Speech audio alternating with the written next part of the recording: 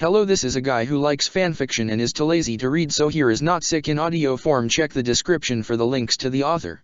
Not Sick Chapter 19. Road to Requiem. He's here. Sakura glanced at the slug attached to her shoulder, steadily feeding her chakra. Naruto? She asked. The green chakra around her hands faded, and she pulled herself back from Hinata. The Hyuga winced.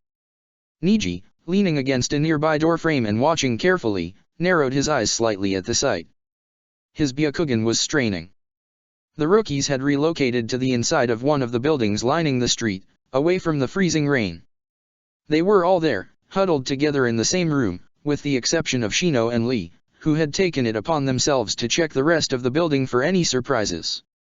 It was somewhat spacious, utterly gray, and completely barren, with the exception of a single, moth-eaten couch, which Sakura, Hinata, and Ino had claimed, if people had lived here before the Konoha ninjas had come, they'd taken everything with them when they'd left. But it wasn't cold, and that was all Sakura really cared about. The rain had seemed to sap her strength and weigh her down. Even if the room wasn't exactly luxurious, being out of the rain was all the luxury Sakura needed. In here. There was a familiar voice in the entry hall, just outside the room's closet door.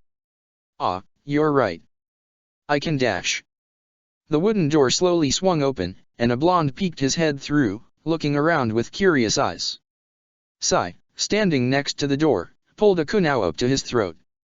Naruto shifted his suddenly wide gaze to Sai. Whoa. He said, pointedly, not making any sudden moves. What dash? Katsuyu. Sai's voice was terse, his hand was trembling, a minute amount of blood running down the kunai.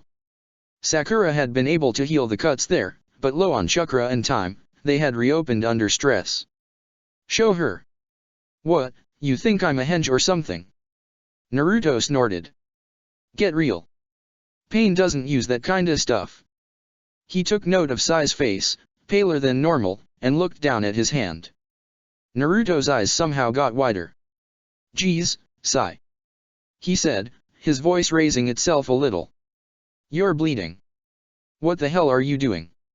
As Naruto objected, Katsuyu, small and white, crawled out from under his jacket and onto his neck. Sai glanced at her, and then his hand relaxed. The kunai clattered as it hit the floor, and the pale boy brought his hand back, grimacing at the pain shooting through it. It's nothing, he flawlessly lied to Naruto's face. Sakura watched him with concern. Ugly took care of it. Sai gave one of his fake smiles, and Naruto fractionally relaxed. Sakura became much less concerned. Kiba, sitting cross-legged beside her, snorted. Akamaru yelped in agreement. Naruto took a step into the room, his waterlogged cloak leaving water dripped across the floor. He shivered and pulled it from his shoulders, wringing it out as he walked towards Sakura. So, what did I miss? He asked, unsuccessfully attempting to conceal an edge of guilty concern. And where are Shino and Bushy Brow? They went to check the rest of the building, Tenten spoke up from beside the couch, looking up at Naruto. She looked beaten and bruised, but her eyes were anything but tired. Her weapon scroll was laid out in front of her. Make sure there weren't any surprises, or entrances that Niji couldn't see. Naruto didn't point out that pain could easily create an entrance, he was sure everyone in the room knew that just as well as he did. Lee and Shino had gone off to instill some sense of normalcy, not because it was practical. And you didn't miss much, Naruto. Koji made himself known. He was sprawled opposite Tenten, watching her go through her weapons with interest. He held his right hand limply, occasionally clenching it. Just some paper lady. And a couple of Pain's bodies. Naruto twitched. Yeah. The angel, right. Koji nodded. The single overhead light in the room cast his face in a deep shadow as he did. The Jinchuriki took a deep breath. He was just as tired as any of them, the subdued atmosphere of the room was getting to him. You're all okay? Niji, who had remained silent along with Shikamaru since Naruto had entered the room, stepped forward. Most of us are fine, he said, the massive bruise marring his forehead mocking him. Shikamaru, who had been lying flat on his back next to Kiba and Akamaru, raised his head slightly. Yeah. Pain might have slipped past you, Naruto, he drawled, but you definitely kept his attention. I got the feeling he was still mostly focusing on you, his bodies weren't quick enough to do much damage before we managed to put them down. But it didn't stick? Naruto asked, shaking his coat to get rid of the last bits of rain clinging to it. Shikamaru nodded, the bags under his eyes an almost vivid purple. That medic of theirs. She kept getting them up. If it hadn't been for Ino. He trailed off. Naruto's eyes shot towards the couch, and the people seated there. She's still out, he said, walking over, before stopping. Hinata? Are you? Hinata-sama took the worst of it. Neji cut back in, and Naruto shot him a stricken look.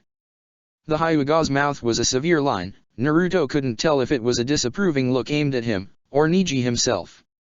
She was forced to battle a path that negated her Juken. She managed to defeat him, barely, but dash. Sakura cut off Neji with a fierce frown. Naruto's shoulders had slowly slumped as the Hyuga had gone on. It's just chakra exhaustion, she explained.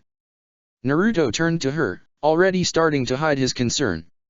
And a couple broken ribs. She'll be fine with a little rest. Oh. Naruto couldn't even manage a false enthusiasm at that news. He bent down next to Hinata, taking to his knee.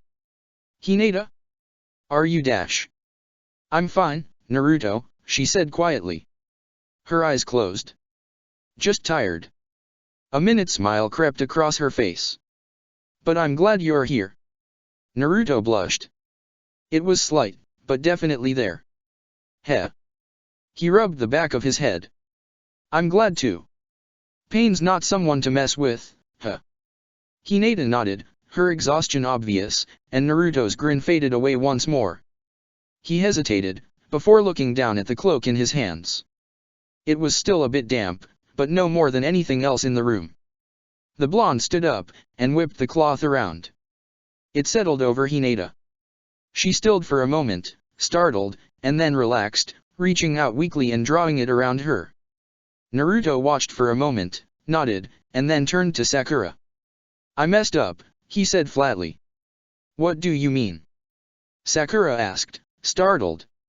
It was stupid to come here, Naruto admitted. Somewhere else in the room, Shikamaru shifted. Naruto, what about Sasuke? Ino's still looking for him, right? Naruto gestured to the blonde, prone on the couch, next to Hinata. Hopefully, she'll find him soon.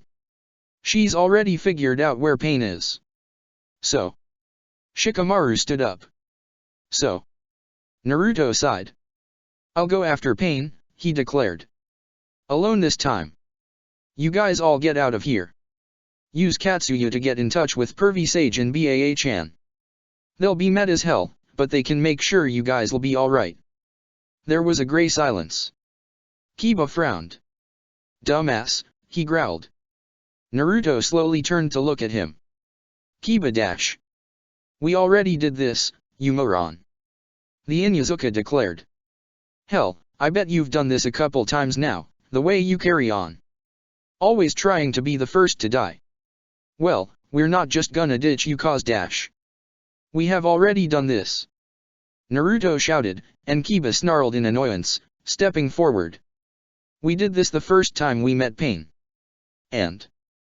Kiba shouted back. What makes you think this time is any different? He whirled towards Hinata, comfortable under her new cloak, and leveled a finger. She's right, you know. She was right then, and I bet she's right now. We're your comrades, idiot. We'll lay down our lives for you. I don't want anyone to die for me. This time, Naruto's shout managed to shut Kiba up. Akamaru whimpered. Naruto stalked forward, seizing Kiba by his lapels. He lifted him off the ground, Kiba's sandals barely touching the floor beneath him. Listen to me, Naruto snarled in his face. Kiba just snarled back, but he let Naruto speak. Pain wants to kill you guys. All of you. Naruto swept his other hand around, taking in all of the dead silent people in the room. He doesn't want to do it because you're in the way. You got no chance of killing him. Naruto grit his teeth. He wants you dead just to prove a point.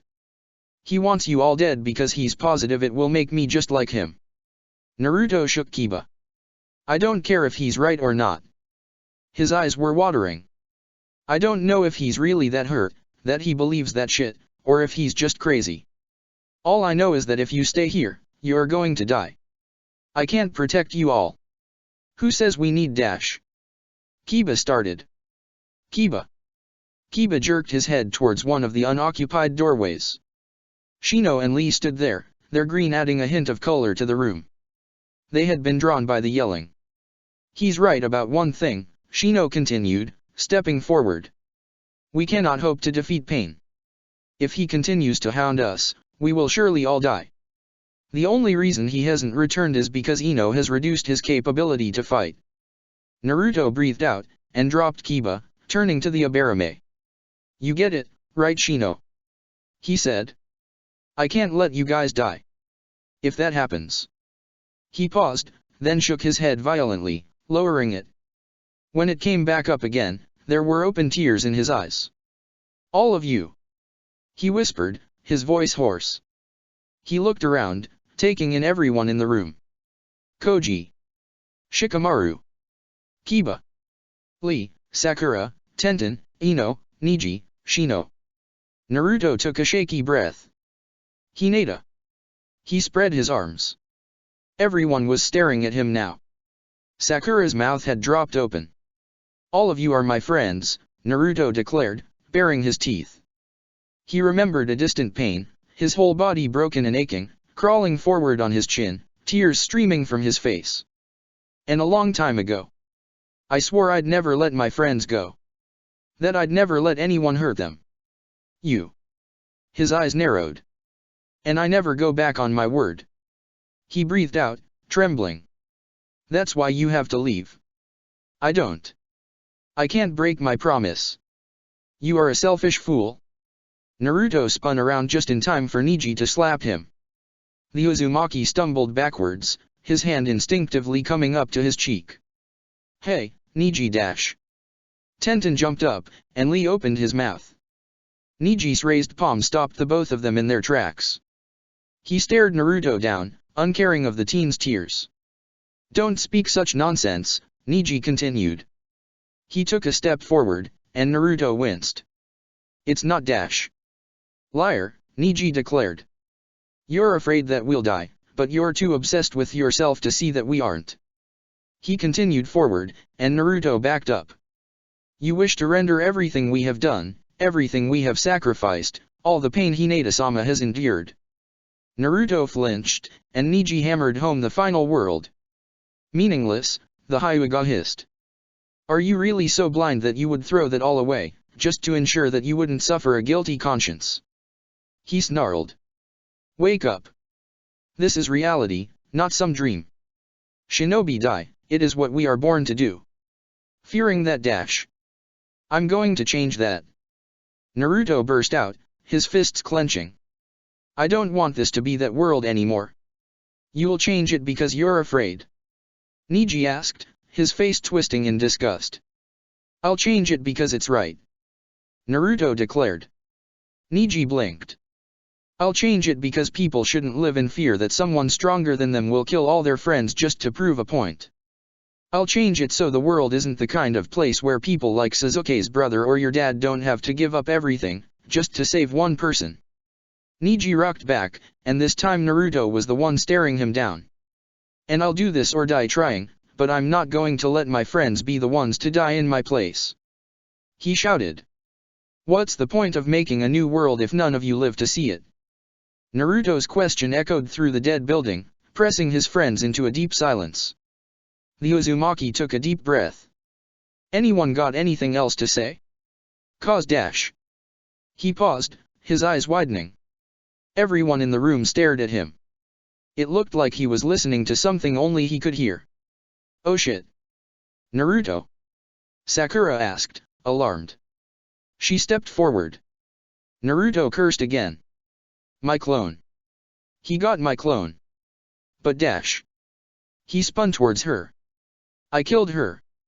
He declared. The summoner. I got her with my Raisin Shuriken. There was no way she could come back from that. Naruto, what dash? Sakura started. There's a chameleon running around out there. Naruto interrupted her.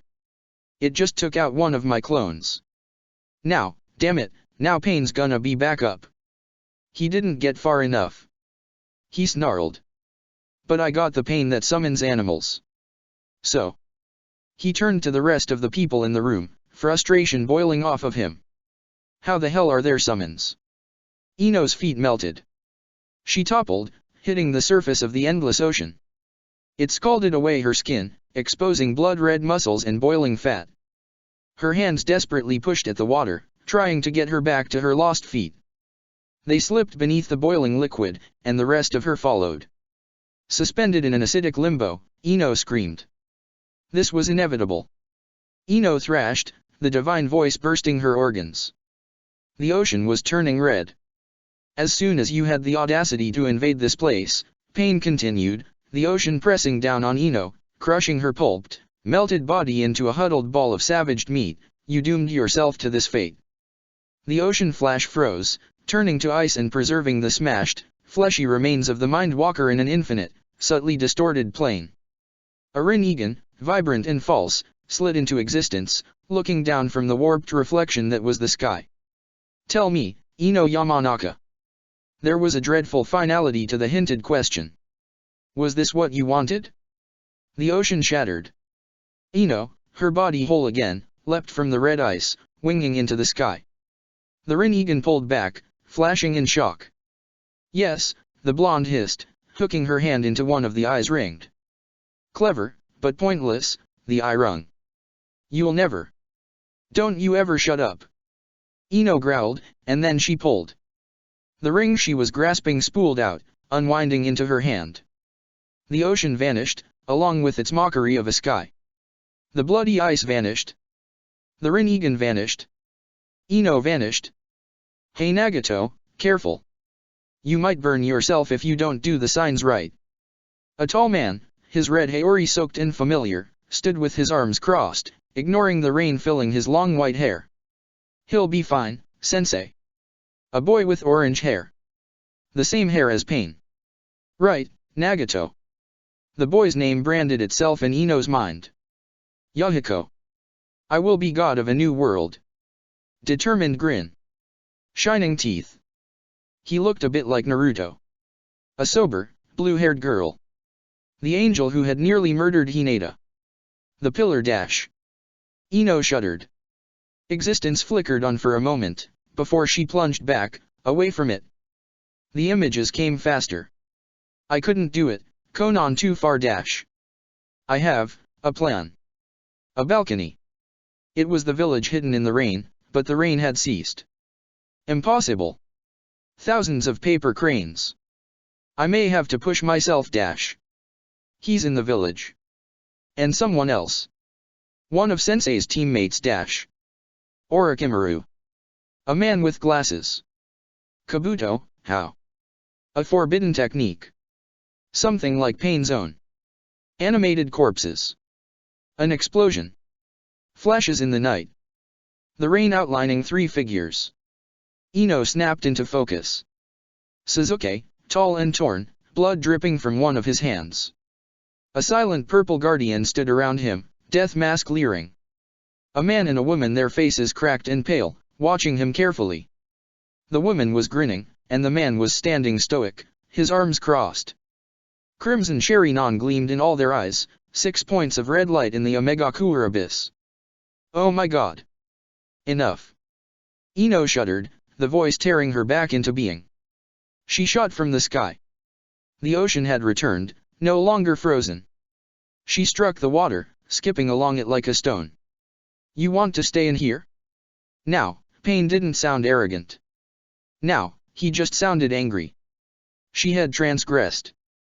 The most dangerous moment is if you make your target do something they don't want to do. Her father's words followed her across the ocean.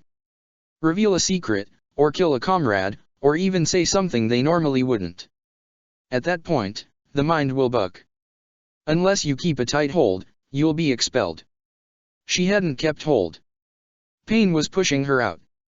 Ino relaxed, preparing to return to her own body. She had the information she needed now. Sasuke was out in the village, fighting 2 other Uchiha. Impossible, but true. She knew exactly where he was. Her image, skipping across the ocean, flickered. No. She froze, stopping mid-skip. Aqua water hung suspended around her. You don't get to leave, Yamanaka. It's not that easy. Ino fell, rocketing into the water like a bullet. She punched through the liquid, and the ocean exploded up in a funnel around her. The water wrapped over, consuming the world, and Ino was alone, held in a dark bubble. You are finished.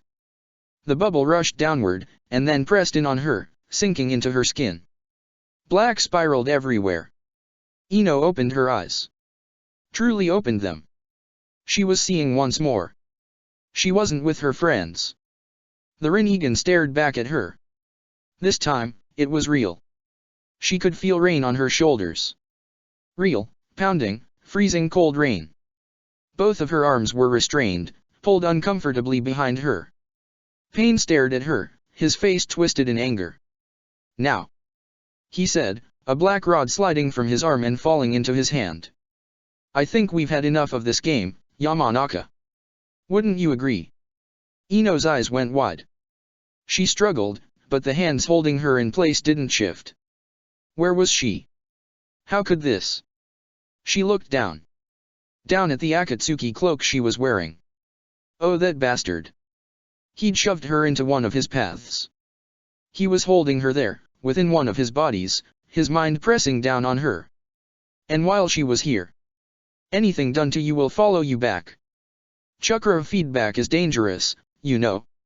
Her father had sounded light-hearted, but he'd looked serious. He had been talking about a matter of life and death, after all. So if you're using the Shintenshin, you must treat the body you're in as well as your own, or there will be consequences. Pain pulled back his arm. Ino struggled harder, but it did her no good. There was no way for her to escape. Well, one way. She had to break free. Not from the pains holding her, from pain, the mind pressing down on her. Thoughts move quickly. Very quickly. But pain was just as fast. His arm plunged forward, his newly created rod extended, ready to impale her through the chest. Ino jerked to the left, desperate to escape. She had to break free. Had to fight him off. Had to. The rod smashed into her chest. Ino screamed. The metal pushed through her, piercing her left lung, gouging her ribs, and punching out her back in a splatter of blood.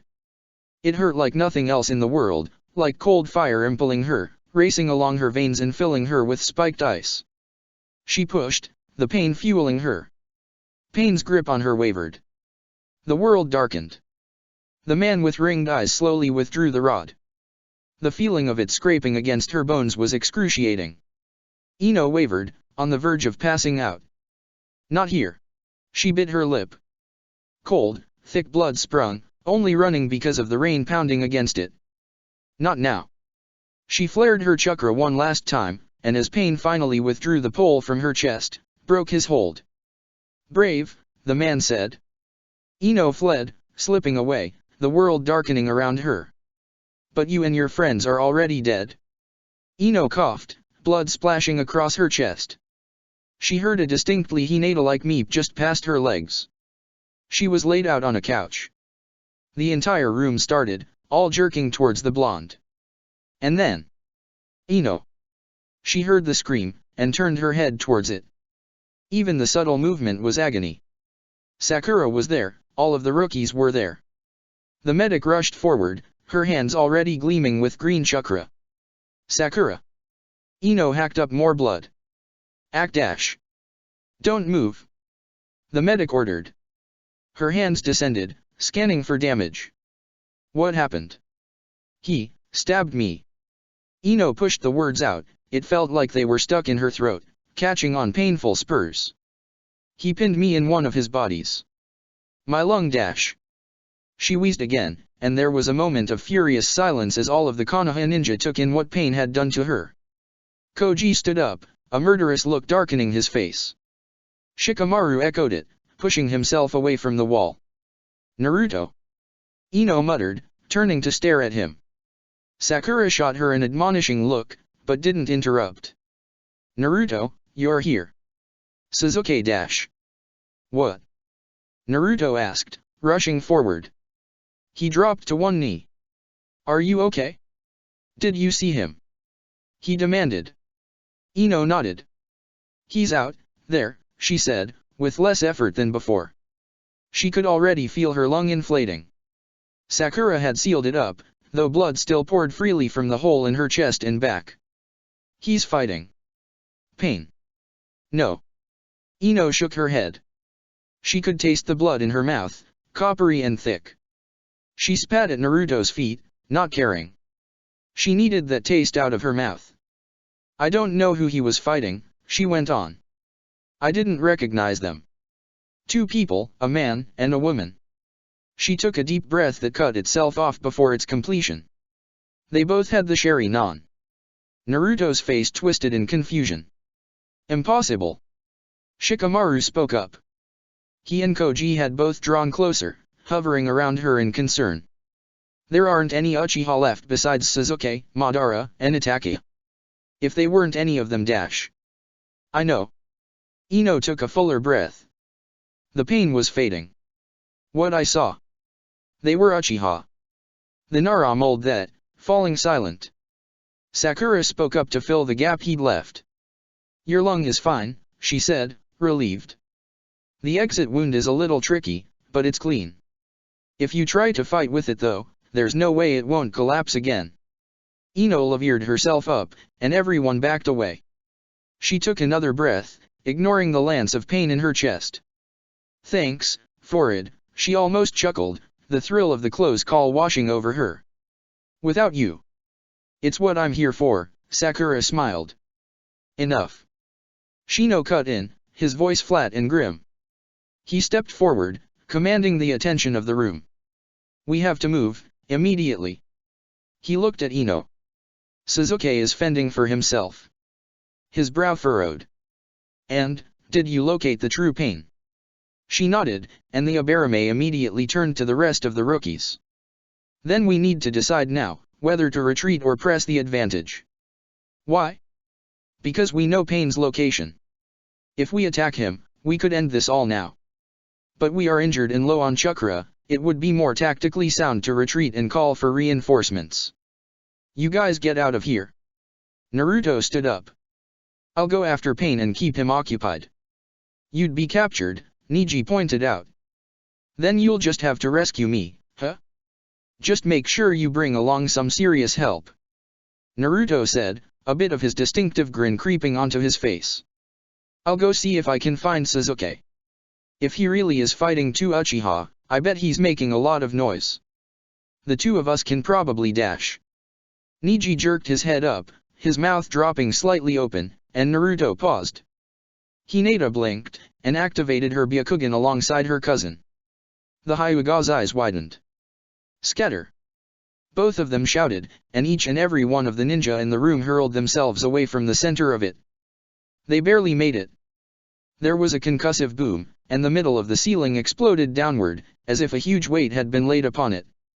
5 stories worth of concrete and carpeting fell into the room with the force of a meteor, blowing dust and debris everywhere. He's here! Neji shouted, darting to below the hole. He stared up unblinkingly into the first drops of rain. The building had been gutted, and the weather outside was pouring through the gap. The Jonin's hand flattened out, and he pulled it back. Haka dash! Neji! Hinata shouted, her voice rasping.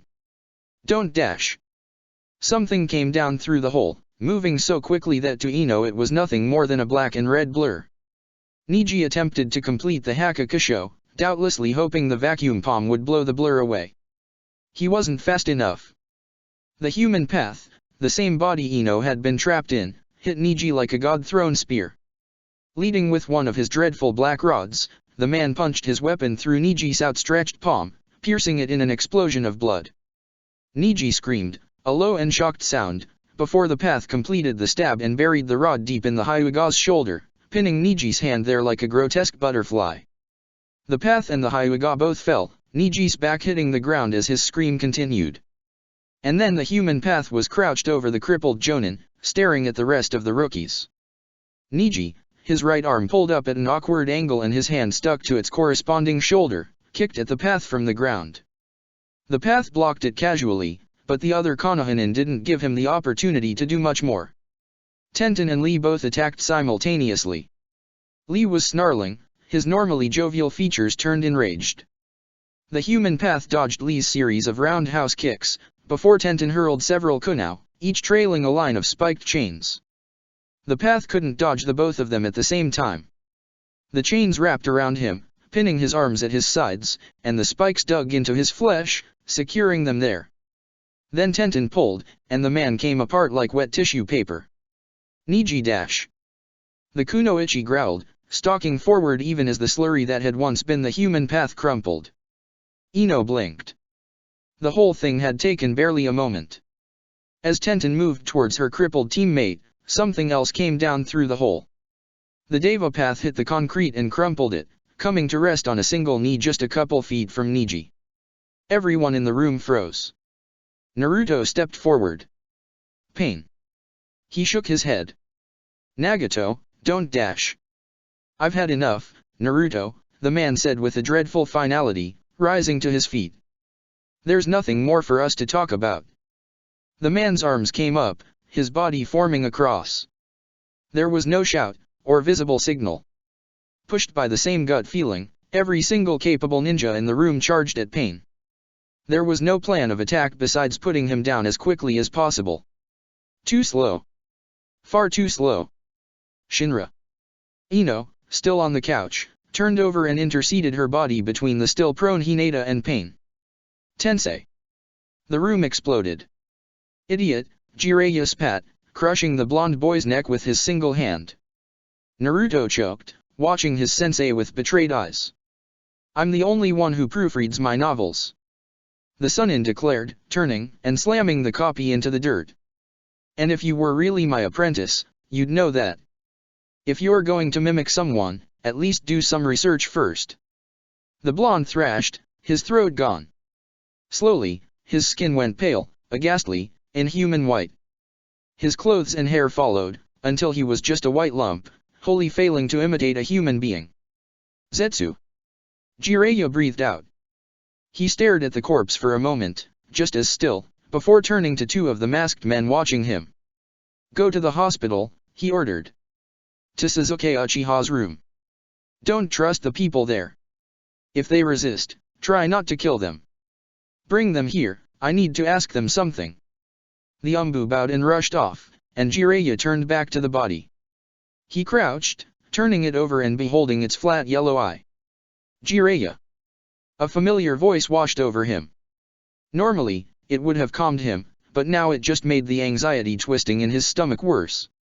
Tsunade sprinted towards him, her robe flapping out behind him. Jiraiya wished he were in the right state of mind to enjoy the way the action set certain parts of her into motion. The Sunin skidded to a stop, staring down at the pale body the author was leaning over. What dash? She asked, her face twisted. I heard you and Naruto dash. You heard right. Somewhat, Jiraiya admitted. He looked away, back at the body. Naruto's gone. Then that's dash. Tsunade said with dawning comprehension. A copy, Jiraiya confirmed. A decoy. We have no way of knowing how long Naruto has been out of the village. He might have been kidnapped as soon as he left your office, for all we know. This one said he was spending time with his old teammates, but I doubt it. That's impossible. Tsunade declared, obviously shocked. Who could have done something like that? He couldn't have been taken without a fight. Jiraiya opened his mouth, his face grim. He was interrupted. A man sprung into existence to his right and Tsunade's left, a Shunshin carrying him to them in a gust of leaves. Hokage-sama. The man was bent to a knee, already prostrate. He wore simple white robes and an ornate, pointed hat. I bring urgent news. The Sunin shared a meaningful glance. The messenger's uniform marked him as a member of the Sealing Corp, the men and women responsible for Konoha's defenses. When a member of the Sealing Corp showed up bearing urgent news, it usually meant all hell was about to break loose in the village. "What's happened?" Tsunade asked. The man swallowed, almost audibly, and the eye-rolling Tsunade leveled at him was almost audible. "Get up," she commanded. "I can't stand people coming before me in such a pathetic state. Now, quickly, tell me what's happened." "There's been a breach, Hokage-sama," the man said, scrambling to his feet. His goatee, stark against the white of his outfit, moved up and down in a manner Jiraiya found mildly distracting as he spoke. "The barrier has been bypassed." "What?" Tsunade asked, her eyes sharp. "When?" "Almost an hour ago," the man admitted. He looked completely ashamed. Jiraiya jerked. Naruto had left the office just over an hour ago. Tsunade's nose crinkled. Now she was undeniably furious. "And I'm only being informed now," she said softly, stalking closer to the man. "It was barely anything," the sealer explained, not backing away from his Hokage despite her intimidating stare. "An echo, a ripple in the system. It would have been ignored on any other day." "But," Tsunade ground out. "But one of the older men recognized it," the man continued, cringing. "Jonin Yomineko. He's nominally retired, but we still bring him back in regularly. No one knows the barrier like he does. And he said that he'd seen that echo before." The man took a shaky breath. The sun was nearly set behind him, only a sliver of its light peeked over Konoha's walls, casting long shadows from all of the shinobi there. They stretched out, grotesque parodies of their owners. "Only twice before, but he'd never forget it," the messenger said. "The night the Kyuubi attacked, and the day the Uchiha were slaughtered." Tsunade stood stock still, watching the messenger with wide eyes. She didn't react to his words. "Ma'am?" he asked. "I said dash." "I heard you," the Hokage said faintly.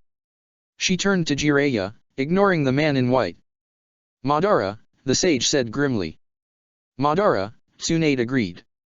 She didn't put the same emphasis Jiraiya did on the name. It was clear that to her, the Senju's ancient enemy turned ally turned enemy might very well have been on the prowl. As she spoke, the sealer retreated, his message delivered. "It's the teleportation technique of his," Jiraiya said, ignoring the man's departure. "He slipped into the village, and took Naruto." "But how could he have?" Tsunade argued. "Silently? Naruto wouldn't have gone without a fight. Someone must have seen, or heard.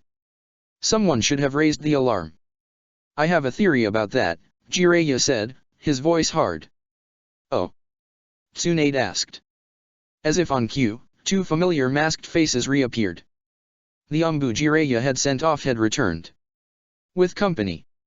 "Shiso?" "Jiraiya-sama."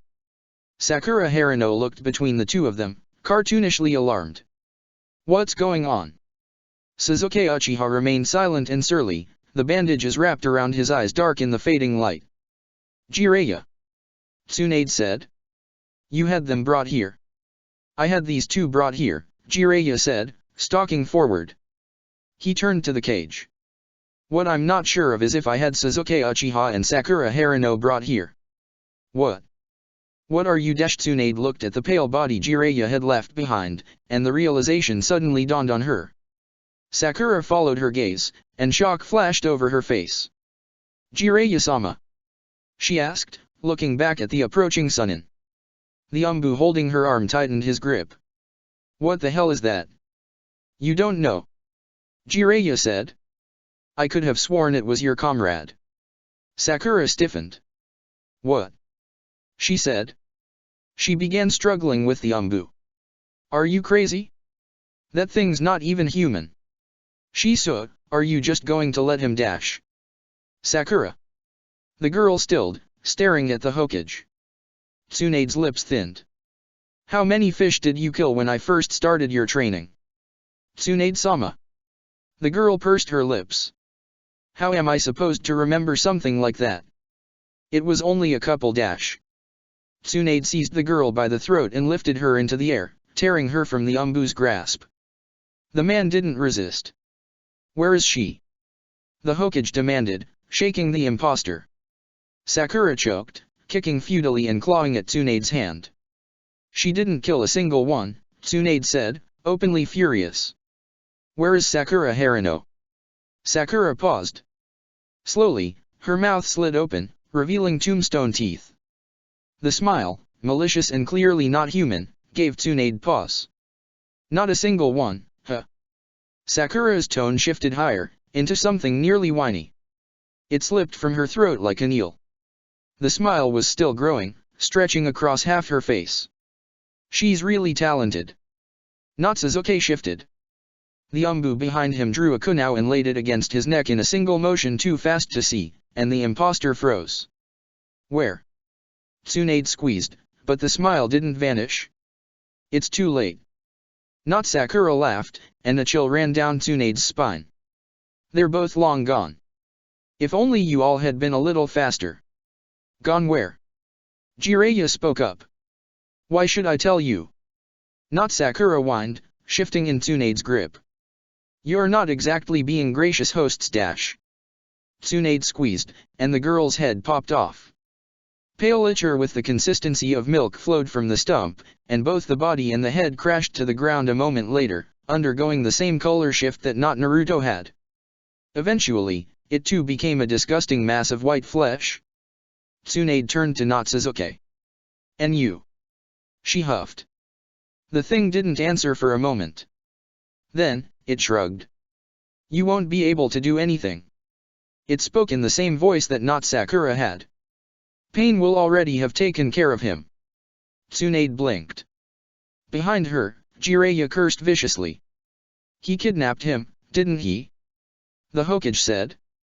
Madara didn't take Naruto. She turned to Jiraiya. He took Sasuke. Got it in one. Natsuzuke congratulated. Seems your apprentice isn't the only smart one. To a Megakure, no doubt. And that moron chased after him. Why didn't he come too? Jiraiya ran his hand over his face. Crap. He knew we wouldn't let him go after him. He sighed. There might still be time. I gotta dash. Don't be an idiot. There's no way you're going alone, Tsunade interrupted brusquely, turning to address the Umbu. Kill it. The man nodded. Natsuzuke didn't have time to look startled before the kunao at his throat sawed inwards, severing his spine. Tsunade ignored the toppling body. You, she said to the man with pale blood on his hands. Go find Kakashi Hatake and Mokuton no Yamato. Bring them to me. And you, she said to the other Umbu, we don't know who else Naruto might have taken with him. Make the rounds, check on the status of anyone in his class or age group. The former Genin teams 8 and 10. And guys students as well. The men bowed and vanished, moving through the streets of Konoha so quickly that any passing civilians were sure there was just a strong breeze passing through. Tsunade turned back to her teammate. Jiraiya, she said. Call your toads. We need to set up a reverse summoning as quickly as possible. I'll get in touch with Katsuyu, perhaps she knows what Sakura is up to. The sage nodded, biting deeply into his thumb and laying down the summoning array. Tsunade did the same. As puffs of smoke spread from underneath them, the sun finally finished setting over the village hidden in the leaves.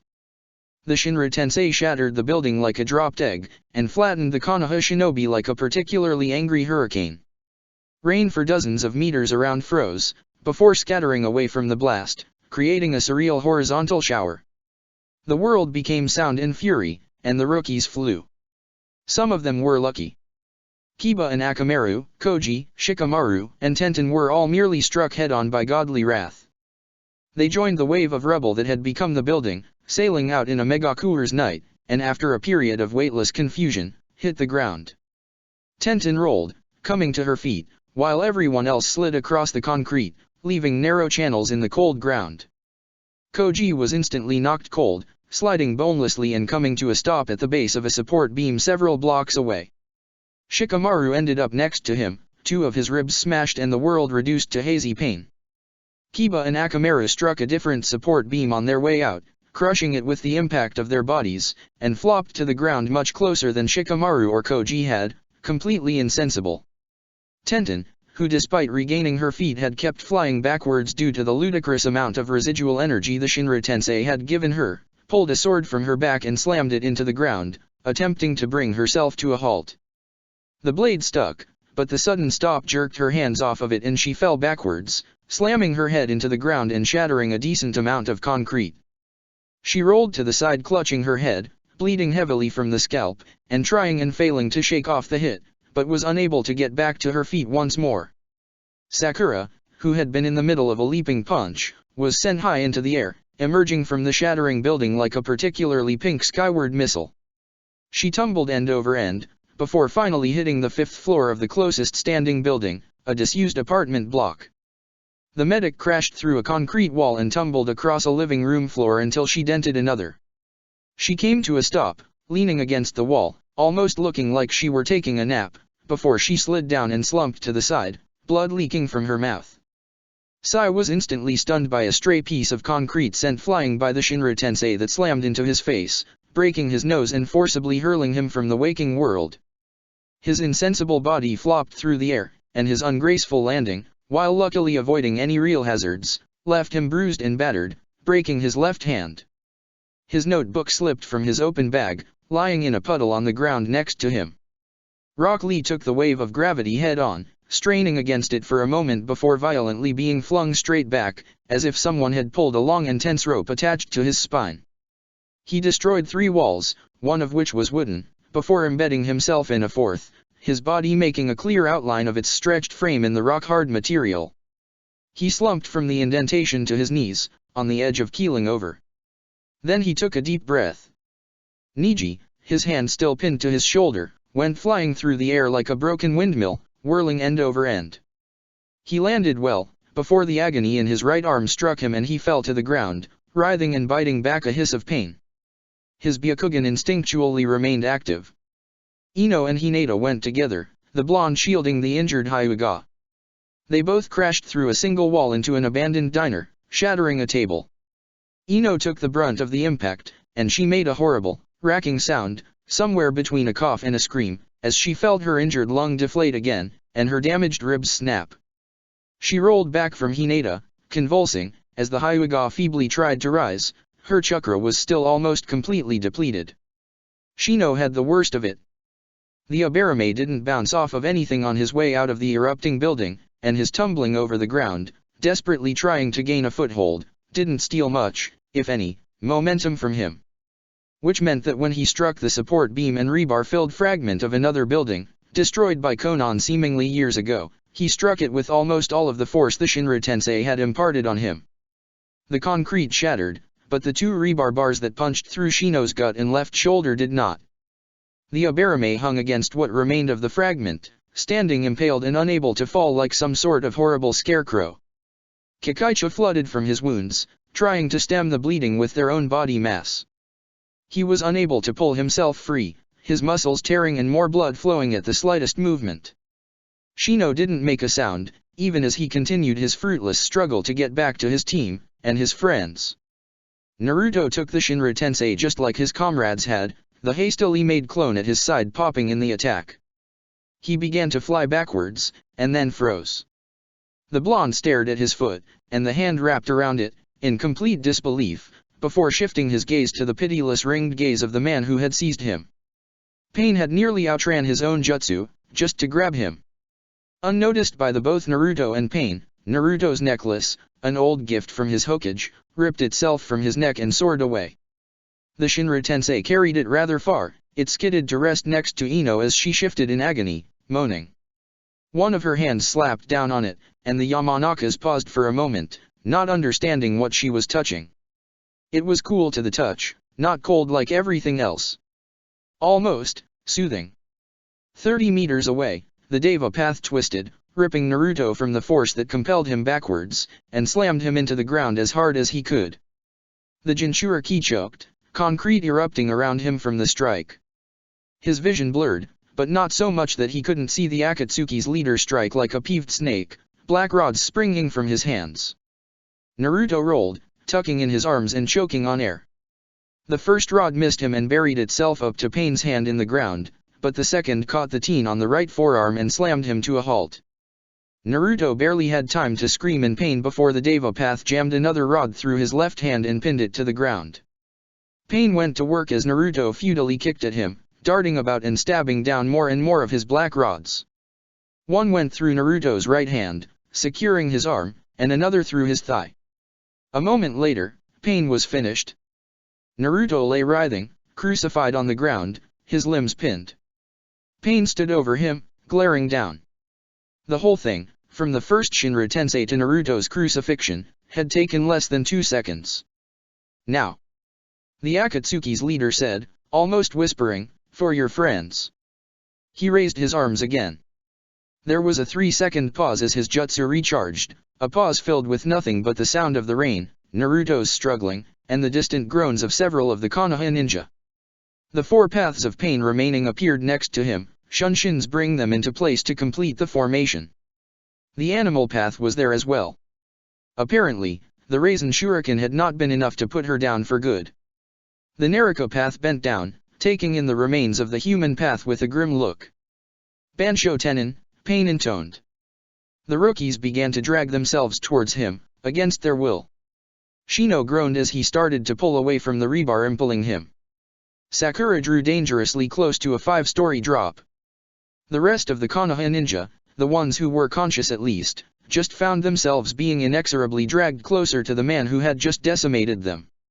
Ino struggled, along with Hinata. Unnoticed by anyone, the rain began to lessen, coming down less furiously than before. "You brought this on yourself, Naruto," Pain said calmly as his jutsu slowly pulled the rookies towards him. Shino was halfway along the rebar. "Now, I can show the true meaning of dash." He paused, and in the same eerie motion, all of the paths turned away from Naruto, looking in the opposite direction. They'd heard something, even through the rain and thunder. It had almost sounded like Third Gate, the Gate of Life. All 10 Rinnegan went wide. Naruto's mouth fell open. Rock Lee struck the paths of pain like a cannon shot. They scattered in every direction, trying to escape the green dervish with devil red skin. The second green beast spun to a stop, his back to Naruto. His hand, slightly trembling, came up in a blatantly challenging gesture, and the other settled behind his back. "I have held myself back," he gritted out, glaring at Pain. "To use this technique means I will no longer be able to fight, even if I am victorious." The slowly vanishing rain steamed off his body, instantly evaporating as it met the heated boy's skin. One of the paths ignored its opponent and looked up in mild curiosity at the retreating storm clouds. Lee breathed out, and the trembling suffusing his body stilled. He spat blood, his shining teeth marred with redness. "But it is now or never," Lee shouted. Naruto stared at his back in apparent awe. "What you did to Neji?" He glanced back. "And to Naruto?" "Unforgivable." He settled himself, one of his feet sliding back. "I will come at you with all my might. You, and your corpses," he spat the word like a curse, "will not harm my friends." There was a stilled moment. Wadash, Pain deadpanned. Rock Lee attacked. Not Sick Chapter 20. To fight a god. Rock Lee was one of the fastest ninja in Konoha. It was a simple fact. The shinobi of the village who could defeat him in a flat sprint could be counted on less than 3 hands. His sensei could do it, easily, even after 5 years under Might Guy's tutelage. The most youthful jonin in the Leaf Village could still put Lee's speed and strength to shame. Both of the remaining Sunin could keep pace with him easily. Copy Ninja Kakashi could move quickly enough that Lee still sometimes felt glacial in comparison, but he didn't have nearly the same amount of stamina. Though Lee didn't know it, Naruto was now faster than him as well, provided he was in Sage mode. And more importantly, so was Pain, though only marginally. But that changed when Lee opened the gates. The gates made him faster. The gates made him stronger. The gates lit an all-consuming fire in him that burned his very cells. Lee only opened the gates in times of crisis. When he had no other choice, when he knew that unless he defeated his opponent right this very instant, he himself would fall. Guy-sensei had hammered this into him: you could not take the Hachimen for granted, and you could not use them casually, ever. The damage they did to your body could be both permanent and fatal if it weren't handled carefully, even before you opened the 8th gate itself. Now, the 3rd gate was open. If his current situation wasn't a crisis, nothing was. The retrieval team was down. All of them. Disabled, knocked unconscious, and in many cases bleeding internally. Naruto was pinned to the ground, cruel rods stabbed through his hands and legs, keeping him prone. Lee would have liked to free him, but he had no illusions about his chances. He was faced with the most dangerous enemy he'd ever met, the 6 Paths of Pain. In the milliseconds before the battle began, Lee reviewed everything he knew about his opponent. His eyes shifted between the stoic expressions of the pale corpses, taking them in. 6 bodies, and 6 abilities. The body with a buzz cut and a Hitayate around his upper arm, able to absorb chakra at a touch. Not a huge concern, Lee did not fight with ninjutsu anyway.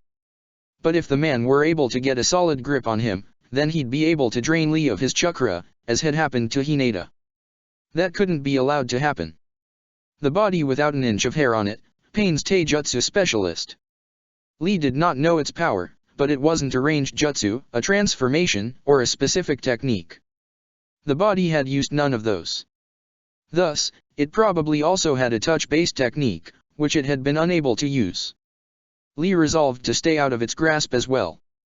The short woman with a top knot, able to summon monstrous animals, according to Naruto. She hadn't done so here, and rightfully so. Summons were useless against people like Lee. They would only serve as a distraction to both Lee and Pain. She would be defaulting to Taijutsu as well. The squat man with a mad grin. Able to transform his body into weapons, Lee had already tangled with him. His ability was startling, but in practice, Lee found it similar to fighting a fatter, meaner version of Tenten. He was probably the least concerning. The other woman, with long flowing orange hair, the medic, who had made what was supposed to be a rapid infiltration so frustrating with her ability to resurrect any fallen paths. She was Lee's first priority. Unless she died, he would be doomed to lose a battle of attrition. And finally, Pain himself, with his control over gravity. The man who had impaled Naruto, he stared at Lee, utterly expressionless. All as fast as he was now. All as strong as he was now. That could change. This was a fight he had to win. Tenten. I will not give up. Do not say such things. Even when you don't have a choice. Rock Lee's extended hand tightened into a fist. The rain was petering out. The thunder had apparently ceased. A single drop struck Pain's brow, and the man blinked. Wadash. Lee moved, and so did Pain. Neji watched his best friend fight the last fight of his life. Because Neji knew, without a doubt, that this was Lee's last fight. Defeating Pain by himself? It was ludicrous. Impossible. Even Jiraiya of the Sunin had been laid low by Pain, his arm torn away, forced into retreat, only surviving thanks to the possibility of Naruto's capture distracting the Akatsuki's leader. Lee couldn't win here. He could only buy time. Even with the 3rd gate open. The first clash began, and Neji's Byakugan went wide. The agony in his shoulder and right hand, pinned together by one of Pain's unnaturally sharp metal rods, dripped into the background of his consciousness. Lee fought like Neji had never seen before. His very movements created shockwaves, what little rain that still fell exploded away from him with every punch, every kick, and parry. 6 Pains, each leaping and diving and stabbing and grasping. And Lee kept up with them all. He blocked and dodged with an almost beautiful grace. He hammered a blow into the side of the body that had drained Hinata, and the man sailed away, buying Lee just enough time to fall back a step. Neji's friend concentrated for just a moment, and then, even as Pain fell upon him, shouted so loudly the Hyuga was sure it could have woken the dead. 4th gate, the gate of Pain. The animal path landed a punch on Lee's shoulder, and the boy hissed at the contact. Open. Neji barely saw the kick that broke the summoner's arm. It was nothing more than a green blur. One moment, the woman was standing, and the next her arm flopped like a dead fish, and she hit the ground with less decorum than a sack of bricks. Lee didn't stop, turning, and sweeping another Pain from its feet. Which was when the Deva Path raised a hand. Neji heard his pronunciation, even from the distance they were from each other. Shinra Tensei. Lee was torn off his feet, slamming into a freestanding concrete wall, all that was left of the building the rookies had taken shelter in. Payne lowered his arm. Then froze. Fifth gate. Lee rocketed from the wall even before the dust of its destruction had settled, taking the Azura path in the face with a roundhouse kick. The path moved from his feet to his back, with seemingly no transition in between. He spat oil, before Lee stomped down on his neck, crushing it beneath his foot. Gate of limit. Lee breathed out, almost hyperventilating. Open. The blast of energy made Niji blink. Lee was pushing the paths back. Lee was holding his own. Lee was winning. He was pushing himself too hard. Lee could feel it at his core. His bones ached, and his muscles screamed at him to stop. He could no longer feel his extremities, his hands and feet felt like enormous weights, weights that he slung into Payne with deadly effect. But if he kept this up, victory was a real possibility. The only question was whether he or Payne would break first. With the fifth gate open, the path seemed to be moving more sluggishly. The human path swung at his face, and Lee dodged it almost contemptuously, his neck muscles yelping at the movement. His foot shot back and took the charging chakra, draining Payne in the face, almost snapping the man's neck. Almost.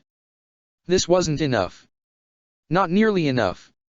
And he only had 3 seconds before Payne's Shinra Tensei came again. He couldn't take another hit like that and keep fighting effectively. He went after the bald Payne, pushing the man backwards with a series of kicks.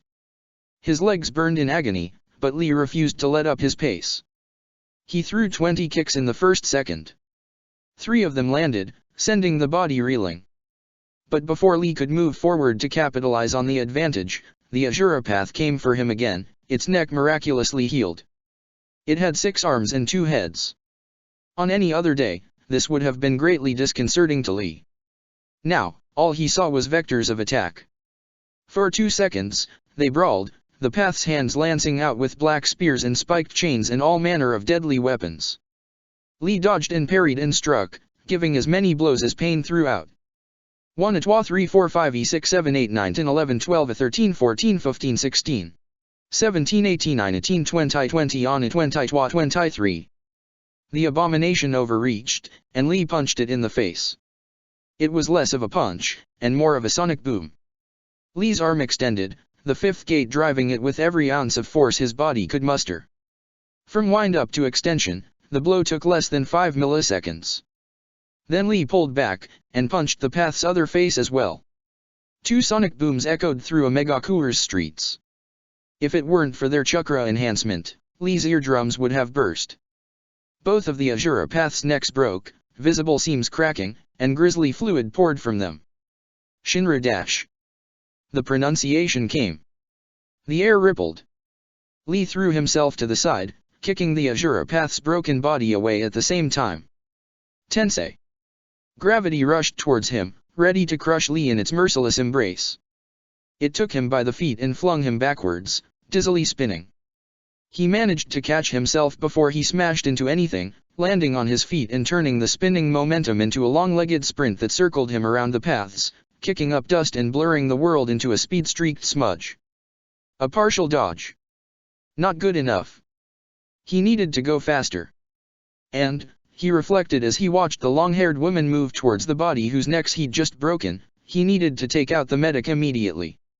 Lee continued circling the paths, drawing up a small tornado of dust. Rainwater, lying cold on the ground, began to rise around him, drawn into a cyclone around Payne by the speed. It was time to pull his last card. Sixth gate, the Gate of Joy. The whirlpool rose for a moment. Open. It hurt. It hurt, it hurt, it hurt. Lee was on fire. He could feel himself sweating intensely. It was like the rain had never left, but the rain had turned to acid, and it was melting his muscles, coursing through his body like solidifying granite, spiking his veins and making his every extremity tremble. He didn't let that distract him. This was his chance. He planted himself. The whirlpool began to collapse, the speed that had raised it vanishing. Then he kicked off. The vanishing whirlpool exploded backwards. Lee flew, so fast that the world narrowed before his eyes. All that existed was he and the Naraka path. He vaguely registered the paths guarding her reaching out, trying to stop him, trying to stab him. One of the black rods brushed his left arm, ripping the sleeve of his jumpsuit off and tearing a long, shallow gash. He felt the blood falling behind him. He reached his target. The medic tried to defend herself. She was slow. Laughably slow, impossibly slow. Lee watched her hand come up with just a tinge of disbelief. Then he kicked out, the movement utter agony, and the pain's chest disintegrated, blown away by the speed of the kick. Lee pushed, and her ribs shattered, her lungs and heart blown into chunks by the force of the blow. Blood covered the green boy's ankle warmers, already beginning to evaporate from the heat of his leg, even through the clothes. The blood drawn from Lee's arm during his charge splattered across the ground. Lee laughed. Medic down. Now, he could. Shinra 10-. What? No, too soon. Much too soon. Had it already been 5 seconds? Lee spun. Now he was the one moving impossibly slowly. He could see pain, his hand raised, his expression a dour grimace. Lee took a step forward. Could he dodge? At this range? Maybe. He had to try. SEI. Lee felt the blow coming. He strained, pushing every inch of himself up, up, up. Too slow. The jutsu took him and smashed him to the floor. He felt his left arm break on impact. He bounced. His blood had turned to magma. Rock Lee screamed. Niji watched Lee hit the ground like a discarded doll with a crash and a loud snap. His teammate rolled several feet, leaving behind a trail of steam as his overheating body evaporated puddles of rainwater. Lee's arm rolled unnaturally, bending back past the elbow at an unmistakably wrong angle. The Green Beast student came to a stop and lay on the ground unmoving, barely breathing. Niji could do nothing but stare, stunned. He'd been so close. One of Pain's bodies was down for good, the same one that had been resurrecting the other ones. Lee could end this fight, if he would only get up. But he was already too far gone. The gates had pushed him to his limits, and then Pain had dealt him that devastating blow. Lee's right hand twitched. Niji sucked in a breath. He wasn't unconscious. Not yet. One of the bodies began stalking forward, a metal rod sliding into its hand. It strode past Naruto, writhing and screaming in anger and in pain, still pinned to the ground. Pain was moving in to finish Lee off. Niji snarled, his lips curling back. Slowly, every tiny motion sending another spike of freezing agony down his arm, he rolled over, coming to one of his knees. His hand quested back, finding the rod driven through his hand and into his shoulder. His hand settled around the chill black metal. Pain was getting closer and closer to Lee. He'd have to act fast. Niji grimaced. This wasn't going to be fun. He pulled. Everything hurt. Lee scrabbled at the ground with his right hand. He could feel the bones in his left arm grinding together, the forearm swinging like a hinge, his elbow was shattered. The gates were still open, everything was magnified 100-fold, the pain in his arm included. It felt like someone rasping 2 jagged pieces of sheet metal over his muscle and bone, trying to tear him apart. Everything hurt. He rolled over, gasping. He could see his death coming in his peripheral vision, one of Pain's paths, approaching with one of his distinctive black rods in hand. He was coming to finish him off. He had to get up. Had to ignore the pain and get to his feet. He wasn't finished yet. Lee tensed, all of his muscles spasming at the same time. He had to. There was a distant tearing sound, and a hellish scream. The path approaching him turned, just in time to meet the white blur that ripped into it, shredding the front of its cloak. Lee's eyes widened. Niji. Niji with his right arm hanging limp, blood running down it, soaking his already soaked once white shirt anew, deeper shade of sickening red, Niji with a hole in his hand, Niji who was pressing in on Pain with only one arm, striking so fast that Lee's eyes could barely follow him, visible waves of Jukin chakra rolling off of every blow. Niji, who turned to Lee, his teeth bared in a pained, distorted grimace, and shouted at him so loudly that there seemed to be nothing else in the world but the two of them. Lee, get up.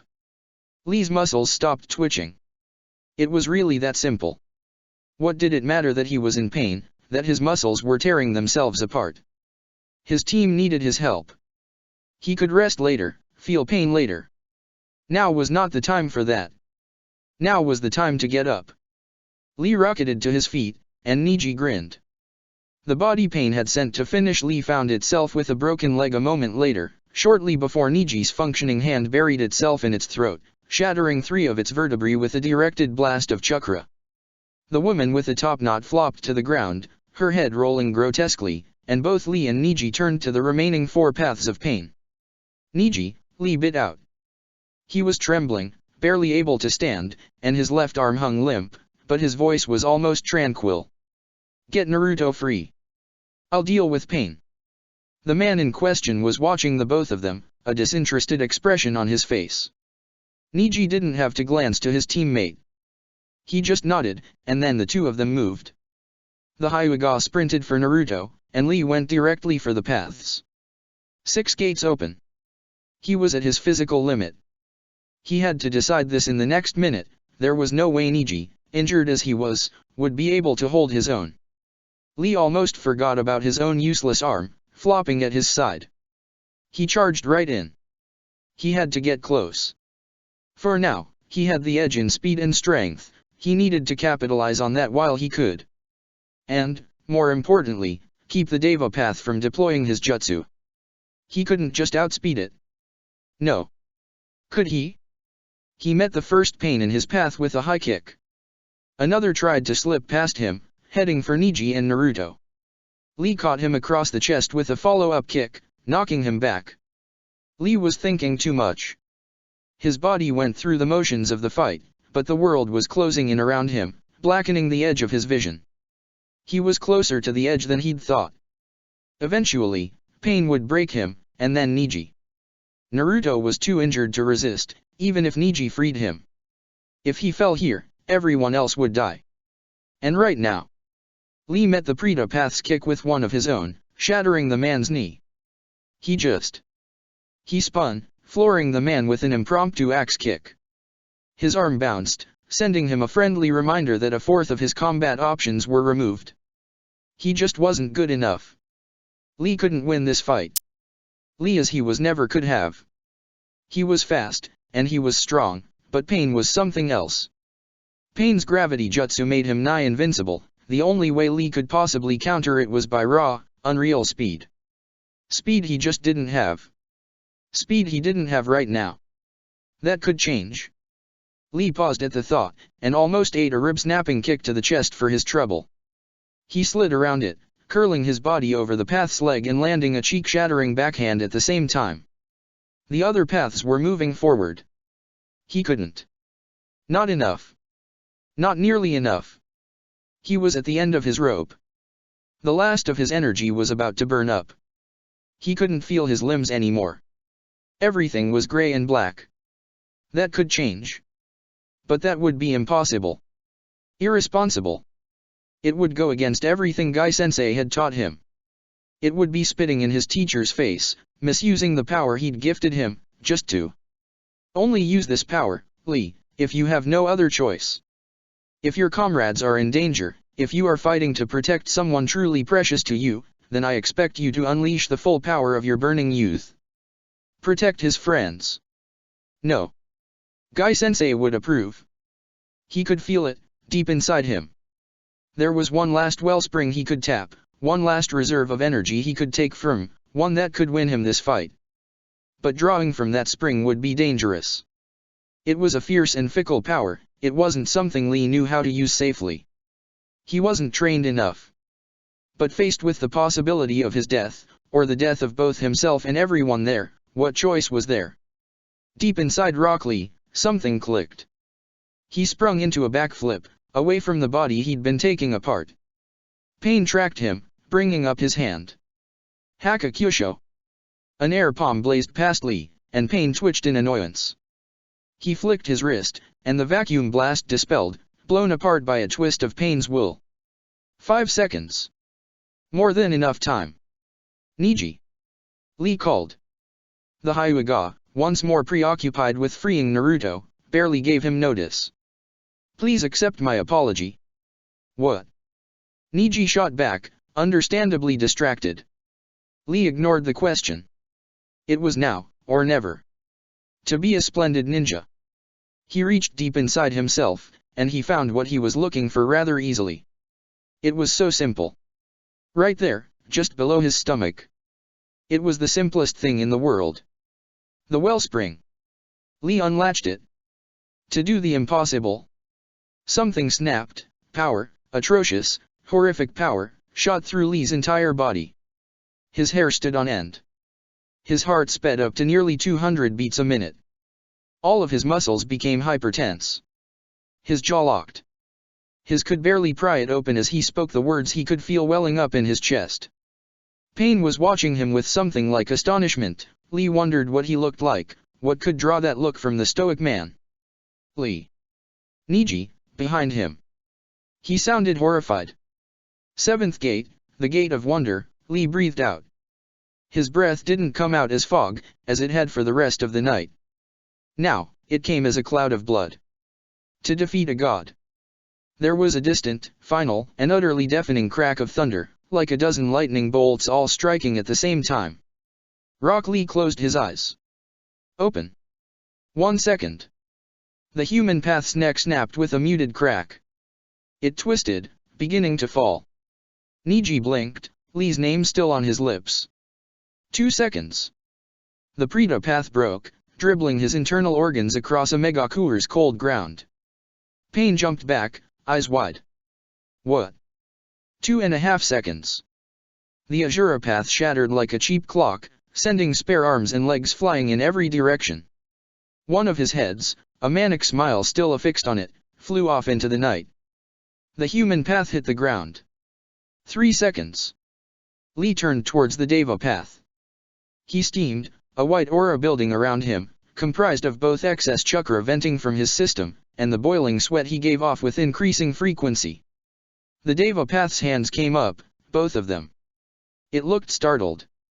Pain had not expected this. Lee had been on his last leg. And now, seemingly from nowhere, he had become a terrifying figure, wreathed in boiling chakra, his face fixed in a rictus glare, his every breath expelling another cloud of aspirated blood. Lee moved, spinning into a kick faster than even the Rinnegan could track. 4 seconds. Gravity swelled in Pain's hand, ready to crush Lee like an insect. The man's mouth moved, forming a divine proclamation of judgment. Shin dash. Lee kicked him in half.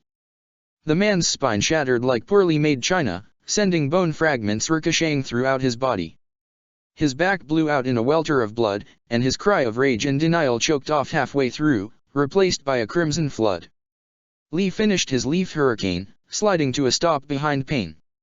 For a moment, it seemed like the man would stay on his feet, and then he collapsed in two, his torso falling forward and his legs back. Blood, thick and black, mingled with the puddles of rain. Lee stood still, not turning around. Slowly, he straightened up, and released the gates. All of his muscles relaxed, he stopped trembling. The aura of vaporizing sweat and raw chakra around him tapered away, and he was left a very damp, very injured teenager. Glacially, he turned back to Niji, huffing up one last breath of aspirated blood. The front of his jumpsuit was stained black with the stuff. Niji stared at him in horror, still kneeling at Naruto's side. The blonde was staring as well, but he just looked confused and elated. He didn't know what the Hyuga did. Lee. Niji whispered. Naruto cocked his head towards him, not understanding the tone. Lee's right hand gradually rose. It twitched, subtly and only once, before the teen leveled it at his teammate, giving him an enthusiastic thumbs up. Rock Lee smiled, his teeth shining even through the blood that caked them. A trickle of blood, a deep, potent red, rolled from his lips and down his chin. Good luck, my rival, he said sincerely, and then his eyes rolled back into his head and he collapsed. Niji moved forward like a dead man walking. His Byakugan shrunk away, all that mattered to him was what was right in front of him. It couldn't be. It was impossible. Niji sunk to his knees. Naruto was making a noise somewhere behind him. He didn't bother listening to it. Lee was supposed to fight. Lee was supposed to be the anomaly. Lee was supposed to be the talentless nobody who would. Neji chuckled. He could feel Naruto staring at him, but he couldn't bring himself to care. Lee was supposed to be the genius of hard work that would fell gods. Neji looked around, taking in the ruin that had once been pain. His chuckle turned into something darker. He took a deep gasp of air, the pain in his arm the least thing in his mind. His eyes felt warm, he must have been bleeding from his forehead, somewhere. He wasn't crying. Not for an idiot who'd killed himself when he hadn't needed to. Neji looked down. Lee looked back up at him. The teen's wide, earnest eyes were empty. The youthful fire, that hidden intensity that was almost uncomfortable to look at for too long, had burnt out. Without it, Lee looked like a shell, a forgery of the real thing. He was unmistakably dead. Neji, what, is he dash? Now he could hear Naruto. The blonde sounded scared. What a fool. What a selfish, idiotic fool. Neji shook his head, trying to dismiss the poisonous thoughts. He looked up, the sky was completely without clouds now, a flat gray void speckled with innumerable stars. Lee would have liked it. It wasn't Naruto's fault. It was Pain's. And while Pain was dead, Nagato wasn't. The directing consciousness, the real Pain, was still alive, even as Lee's superheated body cooled. Even while Neji started to stand up, jerkily pulling one of his feet under him. A suicide technique, then. Neji froze, his not tears stopping in an instant, along with his heart. Impossible. Even more impossible than Lee being dead. He didn't activate his Byakugan. He was far too tired for even that. Instead, Neji just slowly turned his head towards the voice. I had wondered where that energy came from. Though it seems he burned himself out. There was a man, standing in the middle of the street. He'd come from nowhere. He was tall, a foot or two over Neji himself, and heavily set, with muscular arms. He wore a black cloak, stenciled with red clouds. His hair was a bright orange, pulled up in a messy topknot. Black metal studded his face, circling his eyes and mouth. And his eyes, the deep purple of the Rinnegan, glared out with mild interest. Neji could see Naruto's mouth fall open in the corner of his vision. The Jinchuriki was trembling. In rage or fear, Neji could not tell. How? Naruto's voice was hoarse, heavy with pain and rage. The holes in his hands still bled freely, and he was barely standing on his impaled legs. Foolish children, Pain said, spreading his arms. Four dark shapes sprung from the shadows around him, resolving themselves into similar figures, men and women in Akatsuki cloaks, with bright orange hair, heavily pierced faces and looming, dreadful purple eyes. The Rinnegan shined in the darkness, and in that moment the very lines of Pain's face seemed cruel. Did you really believe I had not prepared spares? Not sick. Chapter 21. Breaking point. In the thick rain of Omegakure, two parents were doing their best to kill their son. Unable to penetrate the Susanoo with simple attacks, Mikoto and Fugaku had begun to test the scope of the defense. Sasuke remained stationary, tensely watching his parents. Mikoto darted in again, her hands wreathed in fire. The fireball broke against the Susanoo's chest. There's so much more I want to tell you, Sasuke. Mikoto rolled under the Susanoo's counter-attack, barely avoiding the powerful strike. The rain, going strong, was blown away in all directions by the force of the punch. I wanted so much more. I wanted to spend more time with you. I wanted. Mikoto sighed.